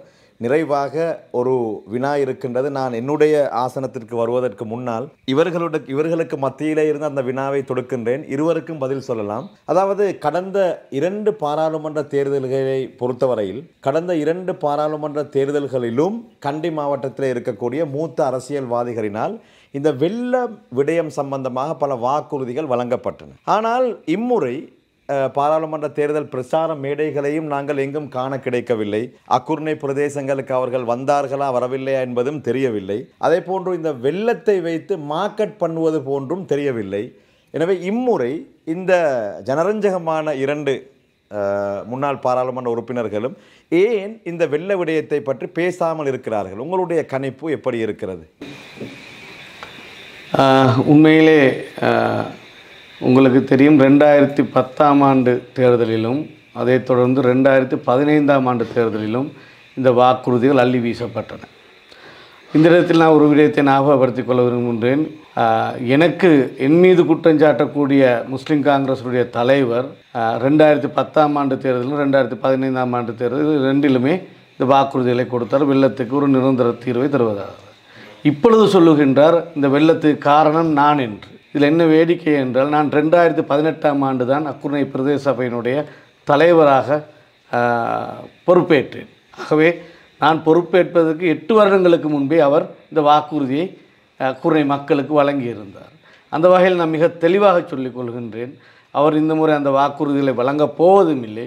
நிச்சயமாக நாங்கள் பாராளுமன்றம் சென்றால் நானும் ஹிதாயத் சத்தாரும் எங்கள் ஊர்களில் உள்ள எங்கள் பிராந்தியத்தில் உள்ள பிரச்சனைகளுக்கு இன்ஷா அல்லாஹ் எங்களால் ஒரு நல்ல ஒரு தீர்வு திட்டங்களை முன்வைக்க முடியும் என்பதை மிக தெளிவாக நான் சொல்லிக்கொள்ள விரும்புகிறேன். சகோதரர் ஹிதாயத், அதாவது இந்த வெள்ள விவகாரத்திலே ரவுஃப் ஹக்கீம் மீது தான் பாரிய குற்றச்சாட்டுகள் முன்வைக்கப்படுகின்றன. அப்படியாக இருந்தால் உங்களுடைய இடத்தை பிடித்துக் கொண்டிருக்கும் ஹலீமுக்கு இதில் பங்கு இல்லையா? அதாவது கௌரவ முன்னாள் அமைச்சர் ஹலீம் அவர்களுடைய வகிப்பாகம், அவர் அக்குரணையை பிரதிநிதித்துவப்படுத்துகின்ற பாராளுமன்ற உறுப்பினராக இருந்தாலும் அவர் எந்த இடத்திலேயும் சவால்கள் விடவில்லை. எந்த கூட்டங்களிலேயும் நாங்கள் அடுத்து வரக்கூடிய ஜனாதிபதி தேர்தலிலே அரசாங்கத்தை அமைத்ததும் இந்த வெள்ள பிரச்சனைக்கு முடிவு கட்டி தருவோம் என்று அவர் கூறியதில்லை. அதனால் இதை கூறிய அமைச்சர் ரவுஃப் ஹக்கீம் அவர்களுக்குத்தான் மக்களுடைய பார்வையும் அந்த கேள்வியும் சென்று கொண்டிருக்கின்றது என்பதை கூறிக்கொள்ள வேண்டும். அவருக்கும் பொறுப்பு இருக்கிறது, கட்டாயம். நீங்கள் வெற்றி பெறுவீங்கன்னுட்டு நாங்கள் நம்புகிறோம். நீங்கள் வெற்றுவீங்கன்னுட்டு உங்களுக்கு உத்தரவாதம் இருக்குதா? அதான் என் கேள்வி. செல்ஃப் கான்ஃபிடென்ட் இருக்கிறான்னு கேட்குறாரு உங்களுக்கு. உண்மையில் இந்த கேள்விக்கான பதில், ஆரம்பத்திலே நாங்கள் வேட்பாளராக வந்து அக்குரணை பிரதேசத்திலே எங்களுடைய பிரச்சார நடவடிக்கைகளை ஆரம்பித்த போது அக்குரணை மக்கள் சாதாரணமாக இஸ்திகார் இமாதுதீன் அவர்களுடன் ஏற்கனவே இருந்தவர்களுடன் சேர்த்து நான் ஐக்கிய தேசிய கட்சி ஐக்கிய மக்கள் சக்தியுடன் இருந்து இதற்கு வேட்பாளராக வந்ததும் கண்டி மாவட்டத்திலே அக்குரணை பிரதேசத்திலே முதன்முறையாக பல ஐக்கிய தேசிய கட்சி எஸ்ஜேபி ஆதரவாளர்கள் எங்களுடன் ஒன்று சேர்ந்து வருகிறார்கள். விசேஷமாக வாலிபர்கள் எங்களுடன் ஒன்று சேர்கின்றார்கள். இந்த வளர்ச்சியை கண்டு கண்டி மாவட்டத்திலே கம்பளை, உடுனுவரை போன்ற மற்றும் பல முஸ்லிம் கிராமங்களிலே இன்று நாங்கள் செல்லுகின்ற போது எங்களுக்கு அமோக வரவேற்பு இருக்கின்றது. உண்மையிலே இந்த தேர்தலிலே நானும் சகோதரர் இஸ்தியார் அவர்களும் நிச்சயமாக இன்ஷா அல்லாஹ் வெற்றி பெறுவோம். ஏற்கனவே மூத்த அரசியல்வாதிகள் கூறிக்கொண்டிருந்தார்கள், நாங்கள் சுயேட்சை குழுவாக களமிறங்கி இருப்பது முஸ்லிம் வாக்குகளை சிதறடிக்க என்று. ஆனால் இன்று அவர்களுடன் இருப்பவர்கள் சொல்லிக் கொண்டிருக்கிறார்கள், நாங்கள் சுயேட்சை குழுவிலே ஒரு ஆசனத்தை கைப்பற்றுவோம் என்று. நானும் சகோதரர் இஸ்தியாருடன் சேர்ந்து பெரும்பான்மை சமூகத்தில் இருக்கின்ற 9 கேஸ் சிலிண்டர் கட்சியின் அமைப்பாளர்கள் எங்களுக்கு பெரும்பான்மை வாக்குகள் 20,000 வாக்குகள் கிட்டத்தட்ட அவர்கள் எங்களுக்கு கொண்டு வருகின்ற போது எங்களுடைய சமூகத்துடைய வாக்குகளும் எங்களுக்கு சிறப்பாக கிடைக்கின்ற போது நாங்கள் ஒரு ஆசனம் அல்ல 2 ஆசனங்களை எடுத்து நிச்சயமாக இன்ஷா அல்லாஹ் நானும் சகோதரர் இஸ்திஹாரும் பாராளுமன்றம் செல்லுவோம் என்பதை இளைஞர்களுக்கும் கண்டி மாவட்ட மக்களுக்கும் உறுதியாக தெரிவித்துக் கொள்கிறோம். நீங்கள் ஏதாவது சொல்லுங்கள். இன்றைய அரசியல் நிலைமைகளை பொறுத்த மட்டில் எங்களுக்கு தெரியும், நடந்து முடிந்த ஜனாதிபதி தேர்தலிலே 3 வீதமாக வாக்கு வங்கிகளை கொண்டிருந்த இந்த என்பிபி கட்சி 43% வீதமான வாக்குகளை பெற்று ஜனாதிபதியாக அன்றகுமார திசாநாயக் அவர்கள் தெரிவு செய்யப்பட்டார்கள். இதிலிருந்து மிக தெளிவாக விளங்கக்கூடிய ஒரு விடயம்தான் இன்று இளைஞர்கள் மத்தியிலே ஒரு அரசியல் விழிப்புணர்வு ஏற்பட்டிருக்கின்றது. அந்த வகையில் உண்மையிலே இந்த கடந்த காலங்களிலே நானும் நண்பர் ஹிதாயத் சத்தாரும் நாங்கள் செய்து வந்த அரசியலை இந்த இளைஞர்கள் நன்றாக அறிவார்கள். அதாவது உண்மையிலே நாங்கள் இரு துருவங்களில் அரசியல் செய்தாலும் நாங்கள் எந்த ஒரு இடத்திலுமே ஒருவரை ஒருவர் நாங்கள் விமர்சித்தது கிடையாது. அப்படி விமர்சித்திருந்தால் இன்று அந்த வீடியோக்களை போட்டு எங்களுக்கு இருக்கக்கூடிய மவுசுகளை குறைப்பதற்கு எதிர்க்கட்சியினர் நிச்சயமாக வழி செய்திருப்பார்கள். அந்த வகையில் உண்மையிலே நாங்கள் எங்களுடைய அரசியல் பயணத்தை இரு கட்சிகளிலிருந்து இரு துருவங்களிலிருந்து செய்தாலும் அதனை நாங்கள் ஒரு சரியான பாதையில் தான் இந்த அரசியல் பயணத்தை நாங்கள் எடுத்துச் சென்றோம். அந்த வகையில் உண்மையிலே இன்று கண்டி மாவட்டத்தை பொறுத்த மட்டில் அது எந்த கட்சியாக இருந்தாலும் சரி, இன்று இந்த உதைபந்தாட்ட சின்னத்துக்குத்தான், ஃபுட்பால் சின்னத்துக்குத்தான் மக்களுடைய ஆதரவு நாளுக்கு நாள் கூடி வருகின்றது. அதிலும் விசேஷமாக எங்களது இளைஞர்களுடைய ஆதரவு நாளுக்கு நாள் எங்களுக்கு அதிகரித்து வருகின்றது. நீங்கள் உண்மையில் எங்களுடைய சமூக வலைத்தளங்கள் ஊடாக பார்த்தால் உங்களுக்கு விளங்கும். நாங்கள் செல்லக்கூடிய ஊர்களிலே அக்குரணை மட்டுமல்ல, யகலத்தனை மட்டுமல்ல, மற்ற எல்லா முஸ்லிம் கூட்ட தலைவனையாக இருக்கட்டும், மடவலையாக இருக்கட்டும், கல்கினையாக இருக்கட்டும், இப்படியாக இந்த மாவட்டத்தில் இருக்கக்கூடிய எல்லா ஊர்களிலுமே இந்த ஃபுட்பால் சின்னத்துக்குரிய வரவேற்பு நாளுக்கு நாள் அதிகரித்து செல்கிறது. இன்ஷா அல்லாஹ் எங்களுடைய வெற்றியிலே எங்களுக்கு எந்த விதமான சந்தேகமும் இல்லை. நிச்சயமாக நாங்கள் இந்த தேர்தலிலே இன்ஷா அல்லாஹ் நாங்கள் இருவரும் வெற்றி பெறுவோம் என்பது ஒரு திரகாத்திரமான நம்பிக்கை எங்களுக்கு இருக்கின்றது. ரொம்ப நன்றி. அற்புதமான ஒரு நிகழ்ச்சி. நீண்ட நேரம் இந்த நிகழ்ச்சி சென்றிருக்கின்றது. காரணம், அக்குருணை விவகாரம் என்பது தேசிய அளவில் பேசப்பட்ட ஒரு விவகாரம். எனவே தான் இந்த பார்வையாளர்கள், இந்த மக்கள் 2 முக்கியமான வேட்பாளர்களிடத்திலே பல வினாக்களை தொடுத்திருந்தார்கள். அந்த வகையிலே இன்றைய இந்த ஷார்ட் டாக் நிகழ்ச்சி முற்றிலும் மாறுபட்ட ஒரு நிகழ்ச்சியாக மாறியிருக்கின்றது. குறிப்பாக கண்டி மாவட்ட மக்களுக்கு மிகவும் பிரயோசனம் உள்ள ஒரு ஷார்ட் டாக் நிகழ்ச்சியாக இது அமைந்திருக்கும் என்பதில் எந்த விதமான சந்தேகமும் இல்லை. அதன் அடிப்படையிலே இன்றைய நிகழ்ச்சியை இத்தோடு நாங்கள் நிறைவுக்கு கொண்டு வருகின்றோம். எங்களுடைய அழைப்பை ஏற்று இந்த இடத்திற்கு வருகை தந்த என்னுடைய எல்லா வினாக்களுக்கும், அதே போன்று இங்கே இருக்கக்கூடிய பார்வையாளர்களுடைய எல்லா வினாக்களுக்கும் பதில்களை சொன்ன அக்குர்ணை பிரதேச சபையின் முன்னாள் தவிசாளர் இஸ்திஹார் இமாஜுதீன் அவர்களுக்கு என்னுடைய நன்றிகளை தெரிவித்துக் கொள்கின்றோம். ரொம்ப நன்றி. நன்றி. அதே போன்று மத்திய மாகாண சபை உறுப்பினர் சகோதரர் ஹிதாயத் சத்தார் அவர்களுக்கும் எங்களுடைய நன்றிகளை தெரிவித்துக் கொள்கின்றோம். ரொம்ப நன்றி. நன்றி, ஜஸாக்கல்லாஹ். அதே போன்று இந்த இடத்திலே வந்து இவர்களிடத்திலே முழுமையான எல்லா வினாக்களையும் தொடுத்த எங்களுடைய கண்டி, அதே போன்று அக்குர்ணை இந்த பகுதி மக்கள் அனைவருக்கும் எங்களுடைய நன்றிகளை தெரிவித்துக் கொள்கின்றோம். ரொம்ப நன்றி. இதோடு இந்த நிகழ்ச்சியை நாங்கள் நிறைவுக்கு கொண்டு வருகின்றோம். நீண்ட நேரம் எங்களுடைய தயாரிப்பில் உதவிய தயாரிப்பாளர்கள் சகோதரர் முவாத் ஜமீல் அவர்களுக்கும் தையப் ஹைதர் அலி மௌலவி அவர்களுக்கும் நன்றிகளை கூறிக்கொண்டு விடைபெற்றுக் கொள்கின்றேன். நன்றி.